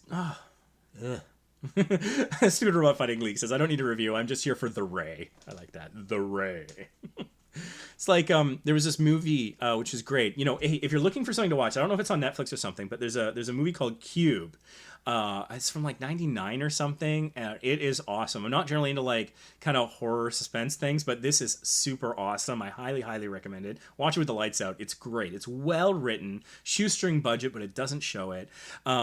And one of the scenes early on is there's an escape. They're all trapped in this cube, which like the rooms with traps, right? And there's this guy, this French guy who's supposed to be an amazing escape artist. He's broken out of all these prisons, right? And he's called the Wren. And I'm worried about spoiling it, but basically he doesn't last long. And like when they discover it, this one guy has like this like psychological breakdown, just starts laughing uncontrollably. He's like, "It's the Wren." I don't know why that prompted that thought. It was like, it's the Ray. And then I'm picturing a dead guy. I don't know what's wrong with me. Let's see here. I'm having fun, are you? This might just be an ego exercise for me. My chat's not scrolling properly. That pinning question keeps coming back. I had a small accident in the group and got muted for 12 hours. I did not mean to spam the group. I'm glad you brought this up. Everybody makes mistakes. We make mistakes sometimes too on the mod team. And oh god, I remember the first mistake I made. I think I was still a mod, or I had become admin by this point. There was this one woman who I remember she was a Caucasian woman. She was blonde, according to her profile picture. I don't remember much about her. Her name started with a C. I still feel bad to this day. I accidentally removed her from the group because I think I confused her with someone else. There were like two people on the same post that had nearly identical profile pictures. And I'm surprised this doesn't happen more. And I banned the wrong one. And I realized it pretty quickly, like within 5 minutes. And I felt horrible. I unbanned her right away. I couldn't invite her back in because you can only invite friends. And she wasn't my Facebook friend or anything. And I messaged her right away, and I just apologized. I poured my heart out. I'm so sorry, I made a mistake. I tried to explain the whole thing to her. And she just kept replying with, "And you call yourself an admin." And I'm like, I'm calling myself a person who made a mistake, and I'm apologizing. I'm saying you're welcome to return. And she just kept hitting me over and over again. "You call yourself an admin. This is unprofessional." And I'm like, I think it's professional to acknowledge that you made a mistake and do everything you can to fix it. Nothing short of a time machine can make this unhappen. I think now there are some undo functions. I don't think it applies to banning. I'm not sure. We've never needed to use it. So now, like when we remove a post before, we couldn't bring it back. Now I think we can. But we didn't have this functionality before, and there was nothing I could do to convince her. She was just convinced that I was a horrible, mean person, and all she was doing was insulting me. And I tried every form of apology I could think of. To this day, it bothers me a little because I don't think she ever came back. And it just sucks because I was the villain that time and I never wanted to be.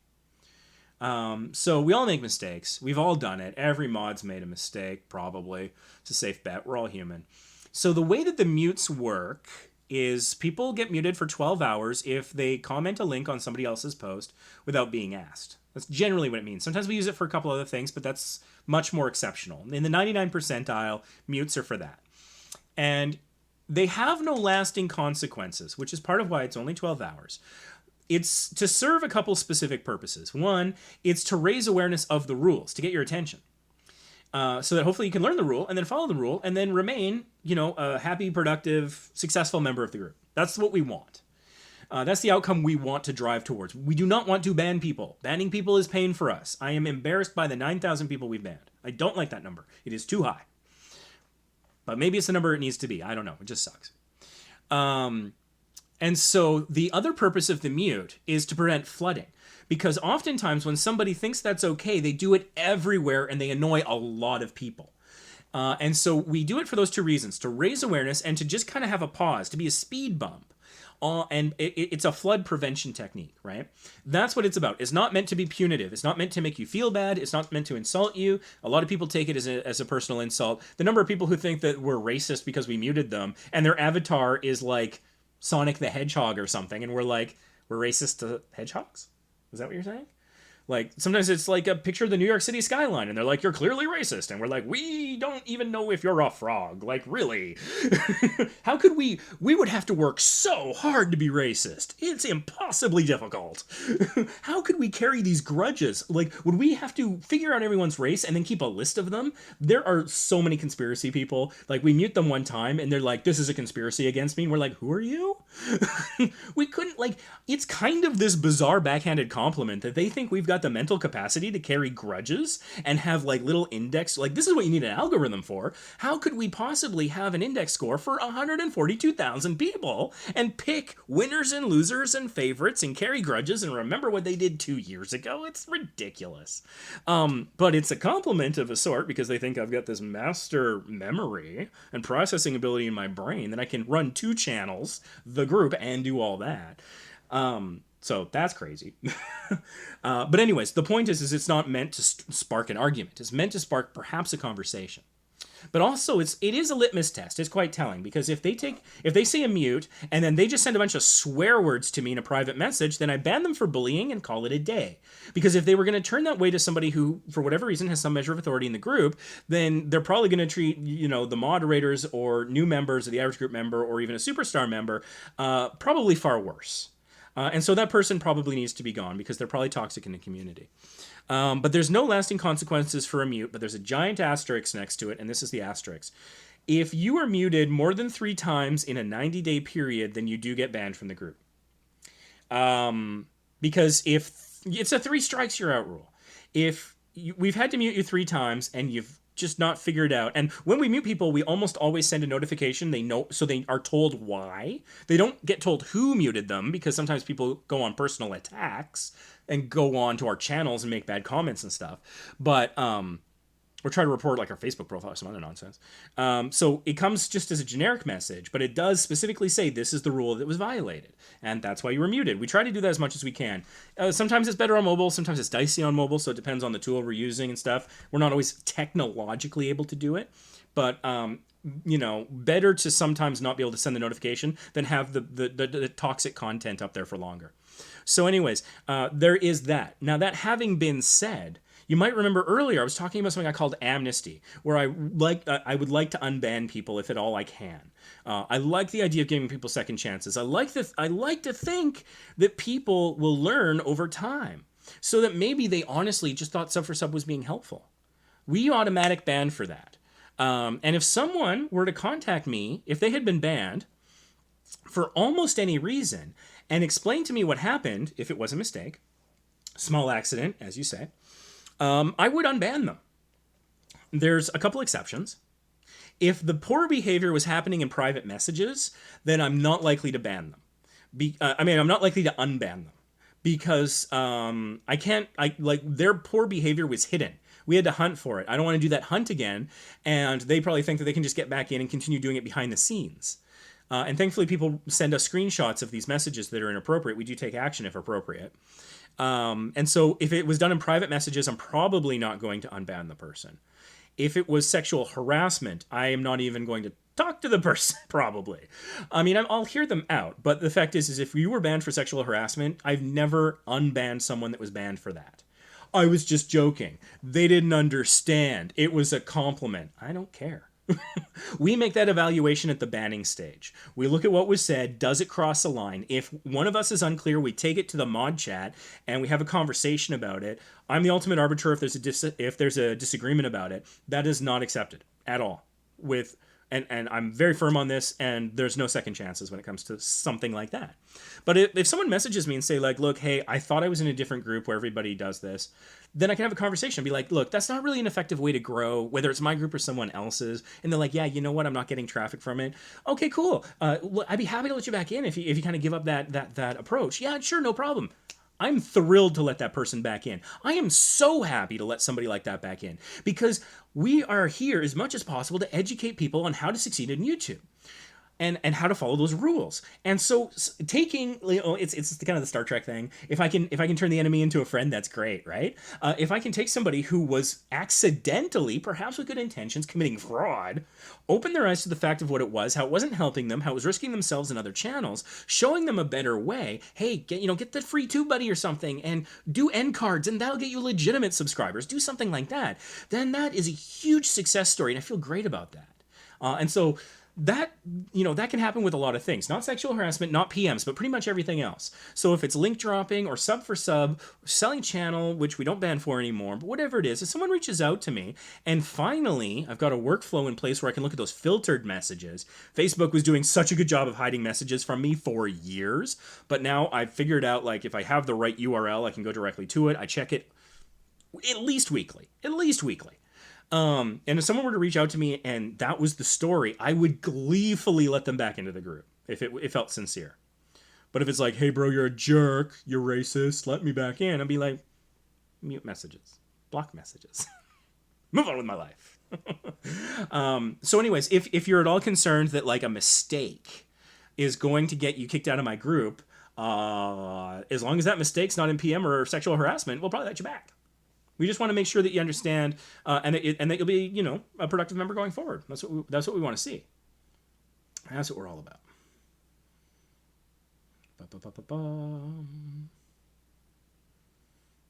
There's some back and forth there about that. The goldfish thing was directed at me. Goldfish? Oh, is that like having a short-term memory? I don't even remember because of my goldfish memory. That was probably a side conversation. I probably won't concern myself with that too much. This Tekkit guy sounds like me. Ooh.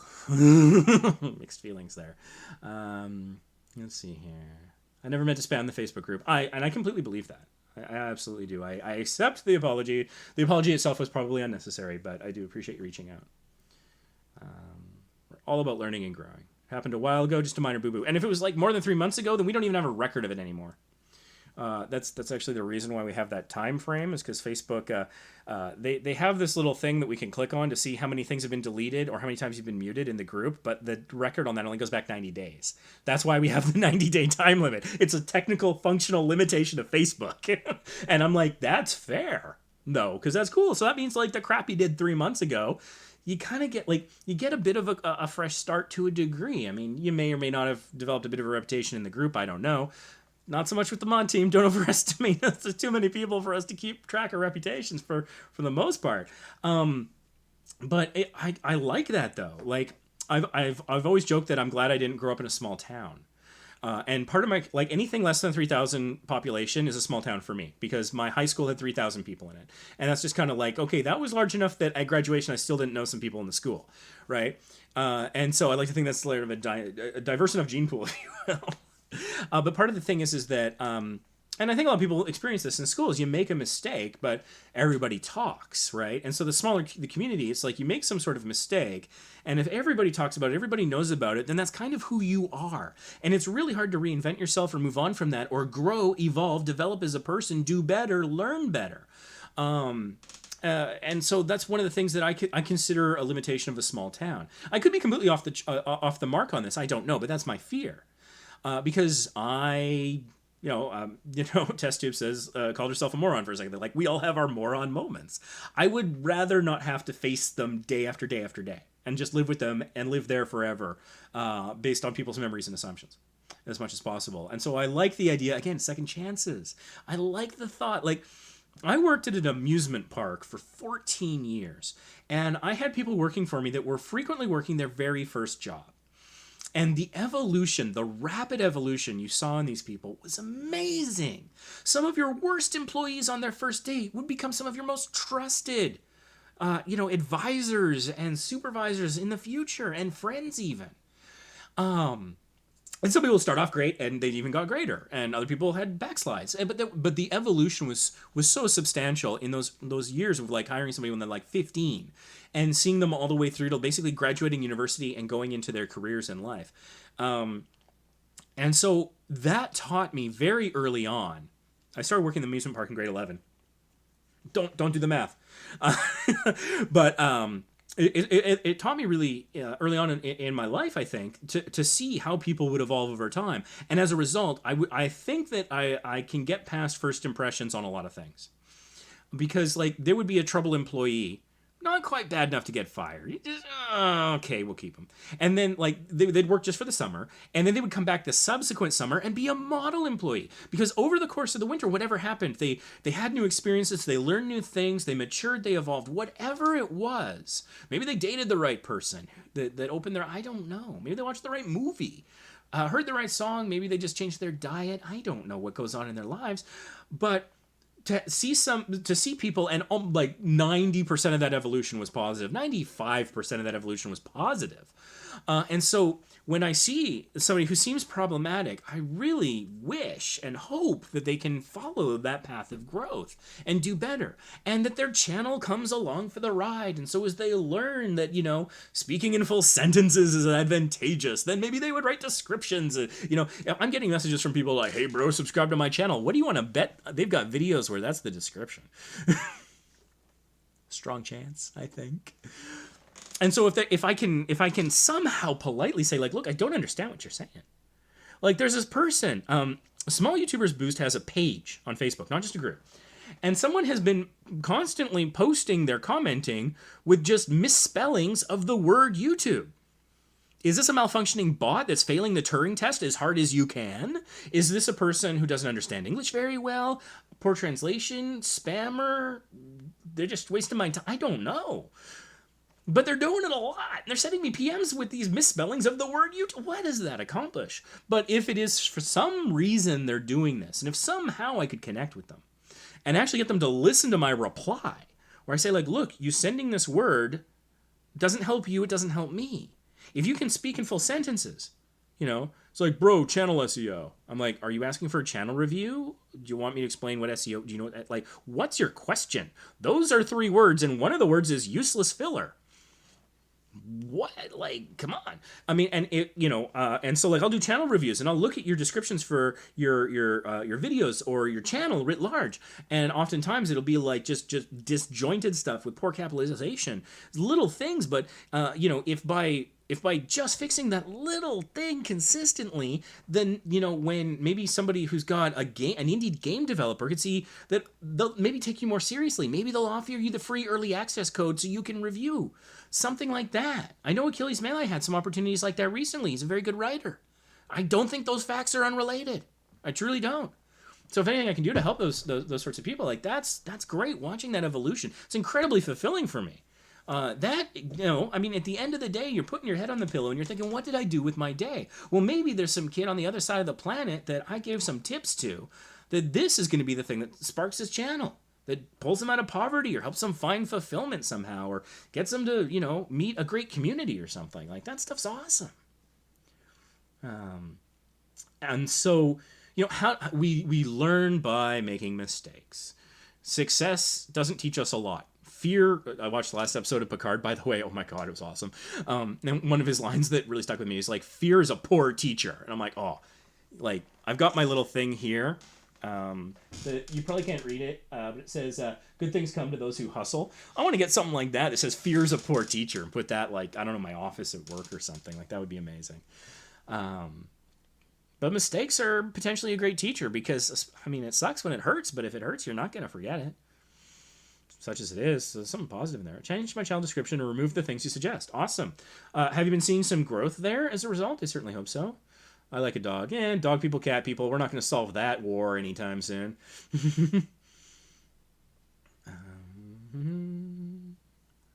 I made a small mistake when I dropped a link. And we've all done it. I may have done on occasion. There's the odd time where I'm just like, life is, what's Ferris Bueller? Life moves pretty fast. And so, especially like, what was it, over the last couple of days, we were getting 8,000 or 9,000 posts a day that we had to review in the group. And so you got to gear up. And so you go faster. And sometimes when you run, you trip. And so every now and then I would like delete a post. I'm like, no, wait, I think that one was actually okay. Go back, undo, review it again. Oh, wait, I approved that one that actually said sub for sub at the very end, but my eyes didn't catch it the first review. View post, remove member, sub for sub. Happens to everybody. Peak time racing. We had a little chat. Is there anything I can do for you? Your travel channel probably isn't doing well. Nailed it.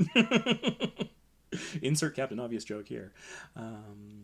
Yes, it was 100,000 views in a day on peak time racing. That is amazing. I massively respect that. That's great. I'm not sure he stuck with us very long. I'm not seeing... he's joined us in previous live streams. Particularly, it was about a year ago. I was doing something called the Month of Fridays, where I went live every Friday in the month of April last year. And he was there for pretty much all of them, which was awesome. He even made a video in response to a request I had talking about, I think it was like, what was it, the day in the life of a full-time YouTuber or something like that. I really enjoyed that video. I found it really instructive. Let's see, who else we got kicking around today? Could probably go for a little bit more. Might just do the chat thing. Let's see. Sage Maverick. You still kicking around? I think I saw some comments here. Did you have a request? I'm in a team called Sage. Okay, I'm guessing that's a gaming thing. We have 69,000 subs. Is that on one channel? I guess not, because it says, and I have 3K. So I'm guessing it's like across the clan, if it's a gaming clan, just a guess. And so cumulatively the 69,000, and you have 3,000? Did you have a request? That's why it's good to get your request in, even if I haven't like called you out for it yet, because then it'll be there when I go looking for you. Even if maybe you've moved on, but hopefully you can come back and watch it later. Sage, Sage, Sage, where'd you go? Not seeing anything there. Remove those tags from my channel. Oh yeah, I remember that. There were some tags that were like a little off, I think. They didn't seem in line. Cool. All right. Moving back. Who else did we have join the party? Might be winding things down. Stupid Robot Fighting League. It's my boy. Says hi. Oh, Leonard Gaming's here as well. Leonard's often an early person in chat, which I appreciate.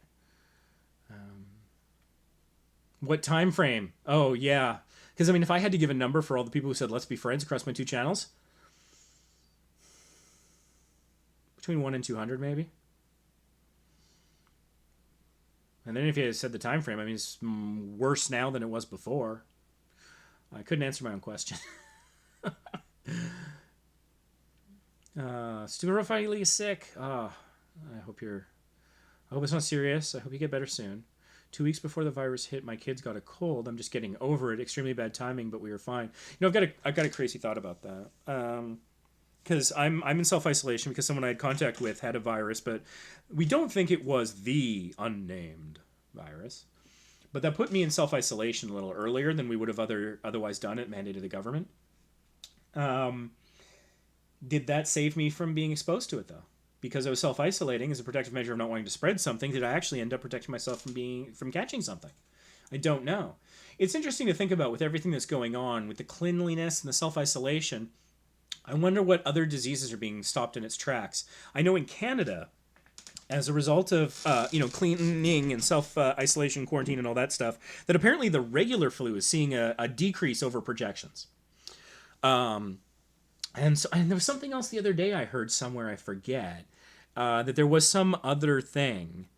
I could make a joke about syphilis, but I'm not gonna. Chlamydia or some other thing.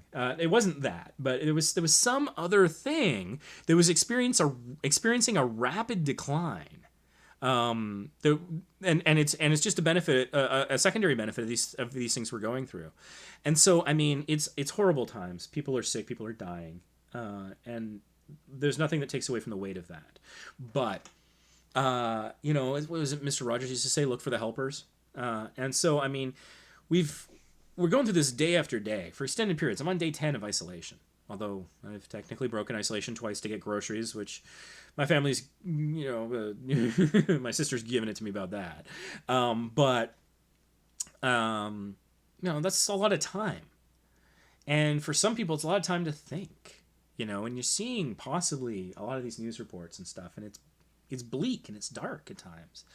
And you got to give yourself a break from it. In videos, in movies, and television shows, one of the things they say, and I think this is really important, especially for scripted content, where you control this, it also speaks a little bit to editing, is that you can't just keep hitting the same note over and over again. So if you're a horror film, you just can't have jump scare after jump scare after jump scare, because people become immune to it. No, that's bad. No, that's the wrong word. They become desensitized to it. They build up a tolerance to it. And so it has diminishing returns, and it's not as effective. And so you need to pull people away from that tenseness of expecting the next jump scare with comic relief. That's where the term comes from.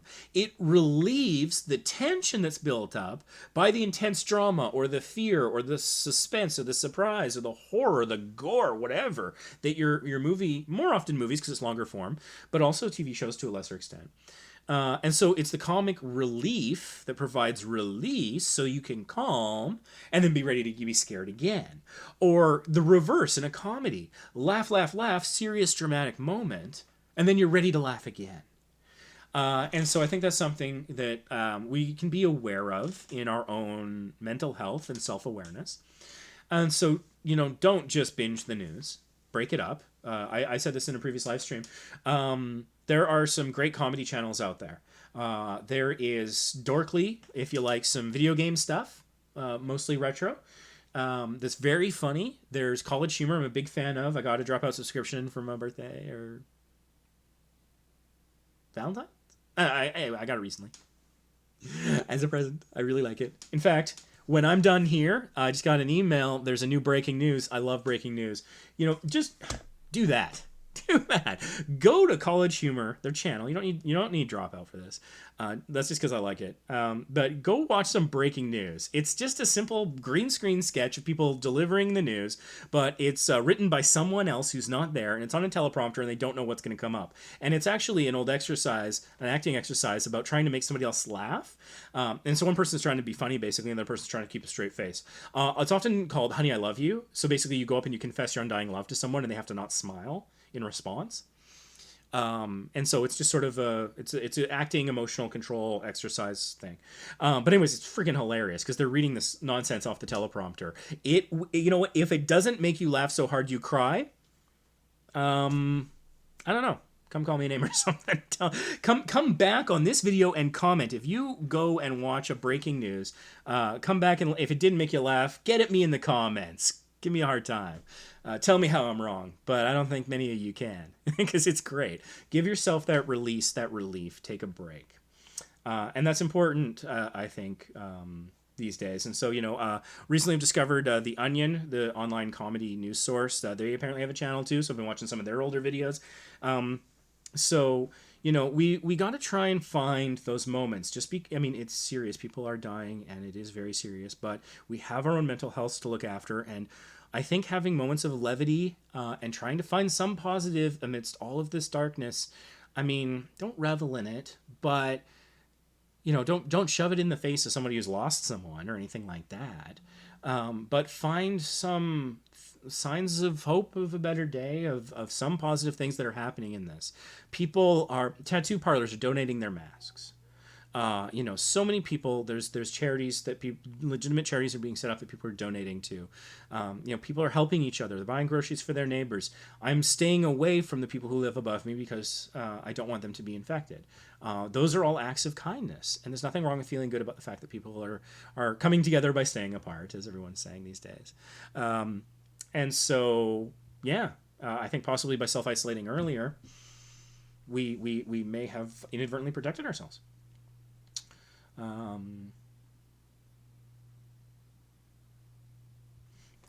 Stupid Robot Fighting League was wishing happy birthday to Amanda, which is awesome. I don't know. We can't incentivize people to do things, but I don't know. It was her birthday. Maybe go find a video. Do you like Pokemon? Go check it out. How about 2 minutes of hiccuping straight? That sounds crazy. Maybe go find one of her videos and go throw a comment on. Go give it a like if you like it. Like, go check her out at some point. I think how about that? That's a nice thing to do. Let's see here.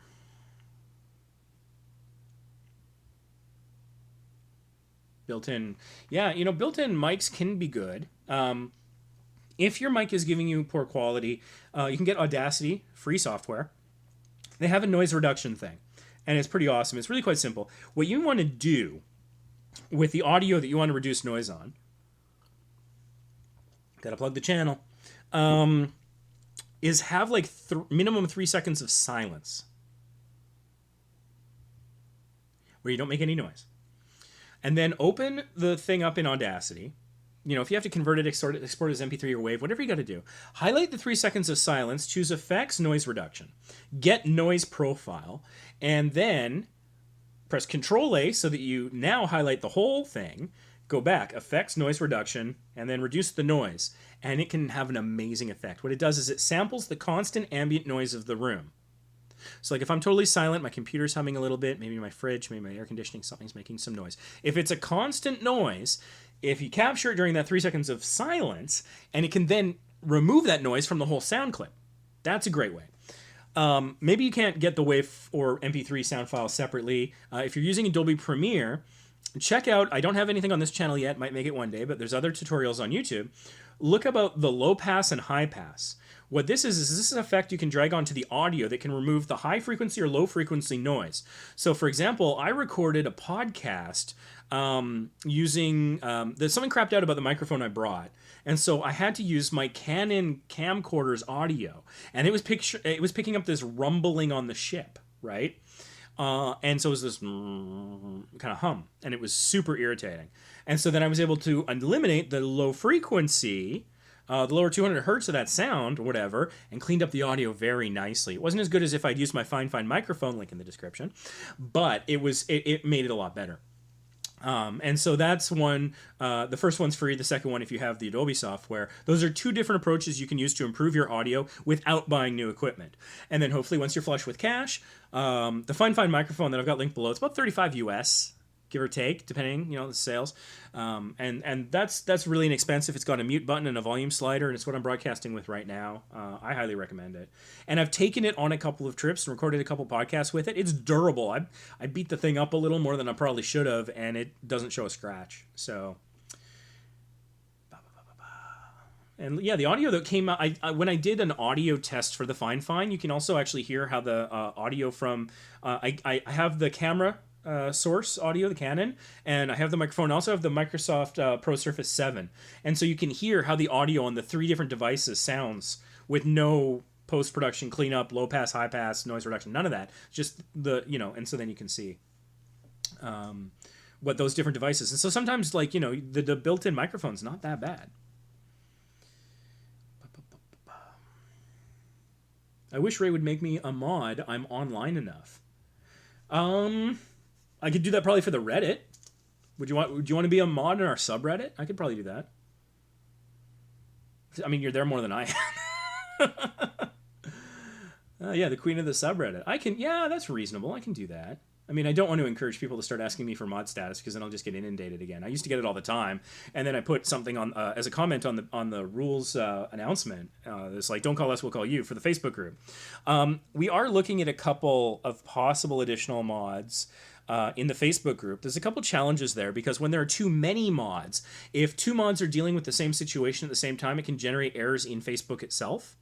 As well as confusion amongst the group. So there is such a thing as too many mods, too many cooks, and so that's part of it. But we are looking at that. We're also looking at some specific time zones, and frankly, I would like to get the gender balance on the mod team a little bit more representative of the group and society at large. And so what we're looking for right now, demographically speaking, would preferably be a female that is not in North America or European time zones. So like Asia, Oceania would be ideal. Because that's an underrepresented time zone. I frequently wake up and have a lot of pending posts and member requests. And I'm okay with the member requests, but the pending posts have been getting a little bit much. And I would like to have sort of that perspective. Having the gender split, I think, is just good for like equality purposes and representation. But I also think that having somebody from we don't really have any mods from Asia right now. And so I think it helps because we get different perspective. Like Shivam was our first mod from India. I think still currently the only one.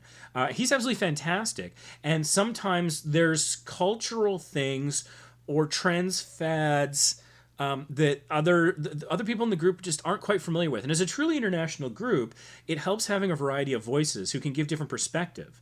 They can kind of say like, oh, this is the norm, or this is what that term means colloquially, in this area. And so I think that gives a lot of strength to the mod team. And so it's tricky though, because I don't want to do like a total demographic thing. I don't want it to be all about, where you live and your gender and stuff like that. But at the same time, I do want to have a nice, diverse group so that we don't go too far in one path without considering other implications, especially when dealing with very sensitive things. Like I mentioned earlier, sexual harassment that comes up every now and then. Sometimes we encounter terms that we simply don't know. And Urban Dictionary is not always the greatest. We're like, oh, is that a sexual thing? We don't know. Oh, that's gross. Or whatever. And I mean, it's a poor example, but I think that's something that we're looking for, ideally. And so that's just something that we're thinking about. If you're curious about the current state of mod recruitment in the Facebook group, that's sort of some of the thinking. But yeah, I think right now, and it's no disrespect to them because they are all amazing, but it feels like we've got too many dudes from North America and Europe right now. They're awesome, but I would like to broaden our horizons a little bit in that regard. Hopefully I threaded the needle on that all right. Could be a sensitive subject. What was I scanning for? Peak time, I guess. Adsy's here. I'm not sure if I'm saying your name right. It says evening, everyone. Welcome, welcome. Carson Young, there you are. You wanted a channel review. Okay, maybe we'll do a quick channel review and then maybe begin wrapping things up. Time is it locally here? It's getting a little on in the day, although it's Friday. I'm not going to sing a song. It's the freaking weekend. No, maybe not. Gonna have me some fun. No, stop it, Ray. Don't sing. Not seeing you on the initial search results. I'm getting only 2 channels and then a host of videos. What I'm going to do is now filter to channel. And you'll notice that the search term is poor, care of TubeBuddy Search Explorer, part of the browser plugin on the right-hand side here. But that's because it's a name. And so names like a first and last name often score poorly for SEO. And that's just part of how it is. Let's just see here. I'm trying to find a match. Looks like a person wearing a hat and sunglasses. Where are you? This is difficult branding. Did I miss it? Why is somebody named Jill B coming up when I search Carson Young? What's that all about? You know what that probably is they probably have a tag, a channel keyword in there. Where are ya? I swear I want to help. But the situation ain't making it easy. But that also tells me that maybe there's a lot of help to be given. What the heck? What's going on here, Carson? I can't find you. I mean, it's not auto-correcting your name. It's exactly as it appears in chat. Let me be a mod on everything. Yeah, the mic is $35. Yeah. Let's go with actually, you know what? Maybe I can give you a twofer. Boom. I think I just made you a moderator in chat. How's that? Make sure that you use your power responsibly. The Wikipedia article on Lon Fuller will tell you a lot about our philosophy. Yeah, Carson. Help me, Carson. Help me, Carson. No, I'm not saying don't sing. Especially when I'm singing things I don't even know. Like, that's just dumb. Come on, Carson. Well, I don't know if I put it in quotes, maybe? I don't think that'll help much. And I'll go to the channel filter. Putting it in quotes, actually... Oh, wow, that's interesting. Putting it in quotes changed the score. Still learning about TubeBuddy. I didn't realize that putting it in quotes is what it takes to... What the heck? Did you change your profile picture recently and it's just not refreshing here? Like, Wild About Nature is my channel name, not Carson Young. Well, that's weird because in the chat you display as Carson Young. Okay. Well, I mean, I had no chance of finding your channel, not knowing the name of it. Okay, there's Wild About Nature, but you said Wild Bout without the A. Makes me wonder if I got the right thing here.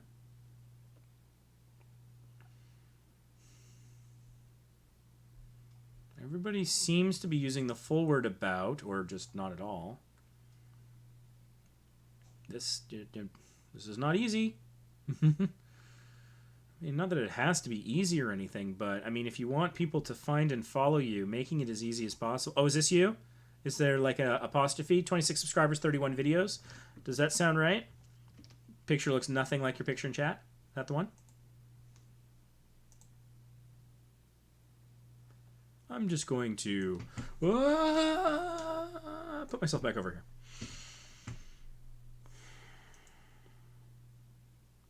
It's just about, yes. Okay, cool. All right, I found the right channel. Here we go. Let me just put this nicely at the top here. All right.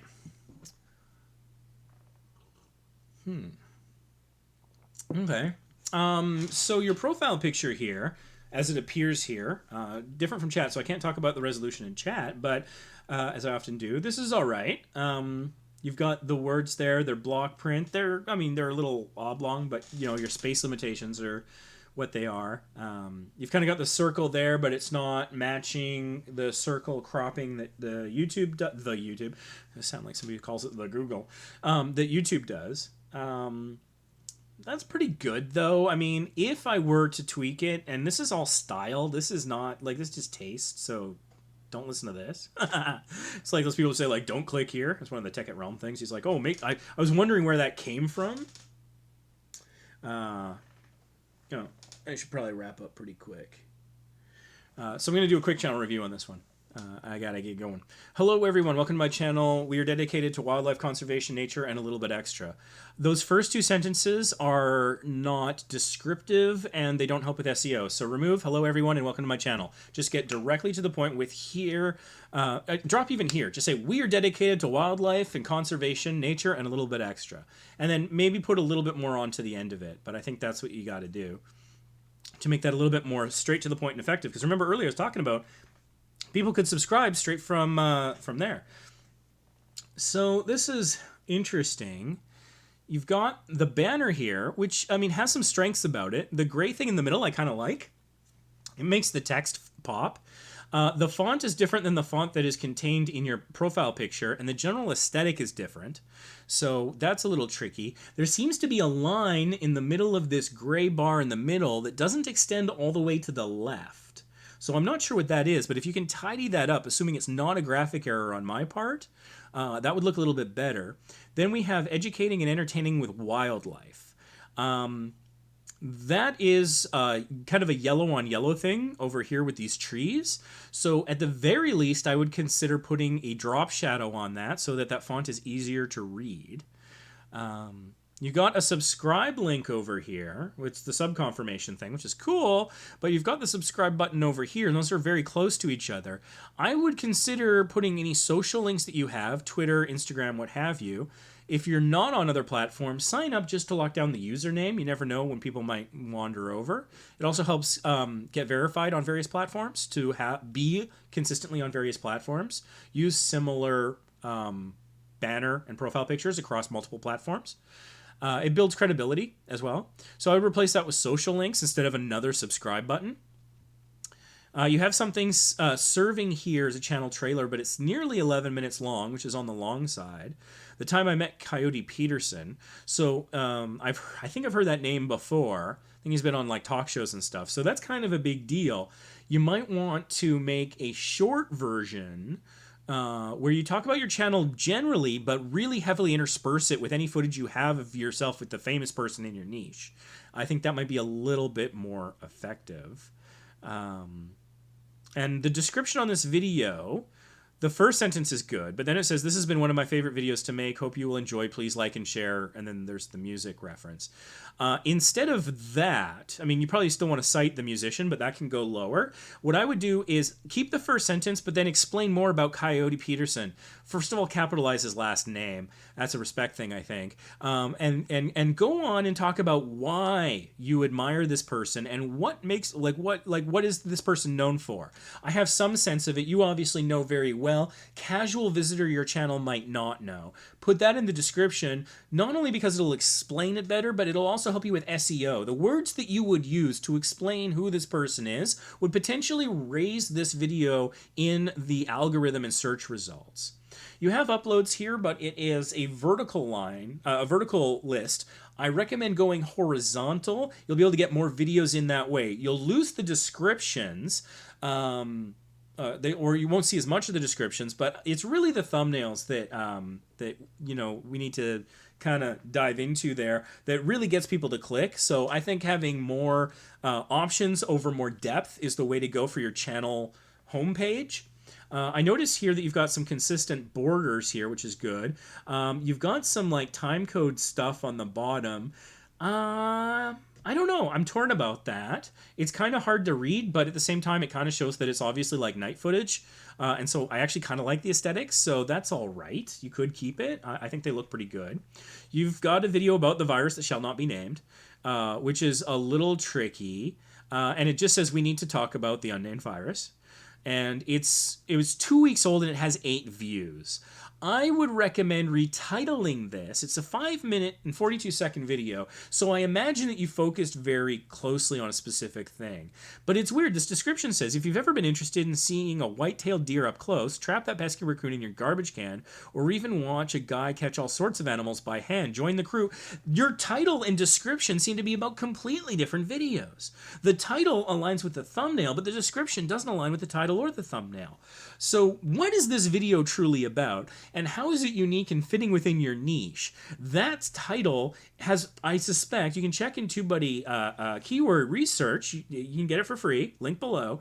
I suspect that's not going to have a high score. It's probably going to have a high search volume, super high competition. So if you can relate it to your niche, assuming that's what the video is about, you'll probably have a better chance of ranking. Because if you're going after the keyword everyone else is, but you're not ranking very high, then you're not likely to be very successful. But if you can get a narrower niche and then just own that search term, that's where you'll actually get views as a smaller channel.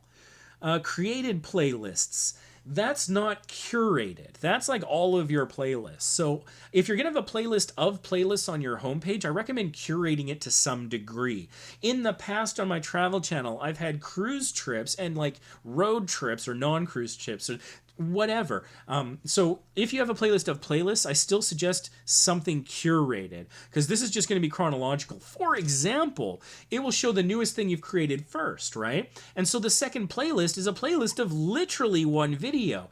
I don't think that's a great look necessarily. I think a playlist should have a good 6 videos before you really put it in front of people's eyeballs. You can have it on your playlist page, but not your home page is my recommendation. 6 says that, you know, this is something, if people really want to binge, 6 is, I think, a substantial number. I think 1 to 3, a little too few. It doesn't feel complete. And this is really high on your channel, so they're going to see it pretty early. And this is like first impression territory here, so I really think curating that list a little would help. I also noticed that you're not recommending or featuring other channels. I do highly recommend you do that. You got Coyote Peterson. If he's got a channel, or there's a channel he's appearing on, that would be a good one to recommend. It keeps people on the platform longer, so you get session watch time. It shows that you support other creators, and it shows that you're active and you watch other people and support other people within this wild nature community. And I think all of that garners you goodwill or algorithmic advantage. Well, both, really. Popular uploads, that's good. Totally solid there. Animal encounters, that's pretty cool. I really think, like, animal encounters should be higher. Put that as, like, you know, right underneath uploads, because I think that's something people would be very interested in. I know people who would watch that right now. Fluffball, that thumbnail, fairly compelling. I know some people who would click on that. Outdoor adventure, it's a little vague, but not bad. Trail camera, cool. That's kind of the thing there. I think that if you could have your thumbnails a little bit more consistent in the trail camera playlist, I think that would help. It would look a slight bit more professional. Not to say that this is unprofessional by any means. There's a lot of really good stuff here. I don't want to come across as too critical. Just check the About page. Yeah, you just got that one link there. You don't have your email. When you set the email in the details section, it's masked, which means someone has to click on it to reveal it. So the scammers and the spammers and the bots are less likely to pick it up because of that extra step. Some still will. It's not a perfect system, but it'll be a lot better. But this will provide companies and other YouTubers a professional way to reach out to you if they wanted to do a collaboration or sponsorship, or you know, maybe they want you to do a product review. Maybe they got some great binoculars or a night camera. Wouldn't it be great if they send you a $800 pair of binoculars for free just to get you to review? That'd be amazing, right? I'd think so.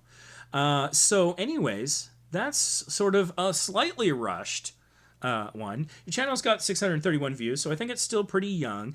And with it like that, I really recommend getting TubeBuddy and following its best practices. I don't know whether or not you're doing these things, but I suspect not consistently.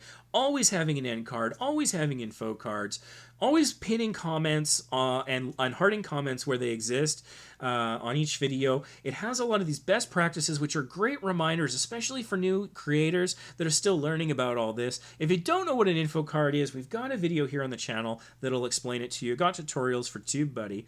Bit of a rush there, but I gotta get going. So thank you so much for tuning in, everybody. Hopefully this is helpful. And make sure you subscribe with notifications on to join us the next live stream, because I don't know when it's going to happen. But as you saw, the first people to speak up are the first people to get their tutorials or questions answered or what have you. Make sure to join the Facebook group if you're not already there. Check the units. We've got tons of tips on this. A lot of it links to this channel. We've got SEO videos here, which will be, if you're not familiar with SEO, that'll change your life for your channel, I think. So thanks so much for tuning in. And I think that one of the things I always do, because I am Vacation Impossible, trying to end these broadcasts with a specific thing that you can do today to hopefully make your channel succeed. And so here's my your mission, if you choose to accept it. I want you to go look at your last video that you published. I want you to look at the retention. And I want you to see exactly where it drops below 50%. And I want you to go in and put an info card there. If you don't have any info cards, great. It'll give you a micro boost in the algorithm. If you already have all 5 info cards in there, move one of the info cards to that point where you drop right below 50%. And here's why. You're losing the majority of your audience by that point. Give them some other video on your channel to go watch. In case their interest is waning here, get them go somewhere else. This is a strategy to keep people engaged on your channel and consuming your content instead of clicking off to some other channel or website, or worse, just closing their session saying, screw this, I'm going to go do something else now. So that's your mission if you choose to accept it. Thank you so much for tuning in. This has been a blast. I had a lot of fun. We went for nearly 2.5 hours, which is awesome. And you know what? If you know some people that would benefit from this, feel free to share this. You'll be able to rewatch this anywhere from 20 to 40 minutes after. And you know what? If you're watching it on replay, comment below, #replay, #endcrew. I want to know who watched this to the end. I bet there's not that many. But those who do, I love you and thank you so much. I really appreciate it. Obviously, stay home if you can, wherever in the world you are, and stay safe. And I look forward to seeing you at the next live stream and in the Facebook group and on the subreddit. Happy birthday, Amanda. Thanks for watching. This live stream will self-destruct in 5 seconds.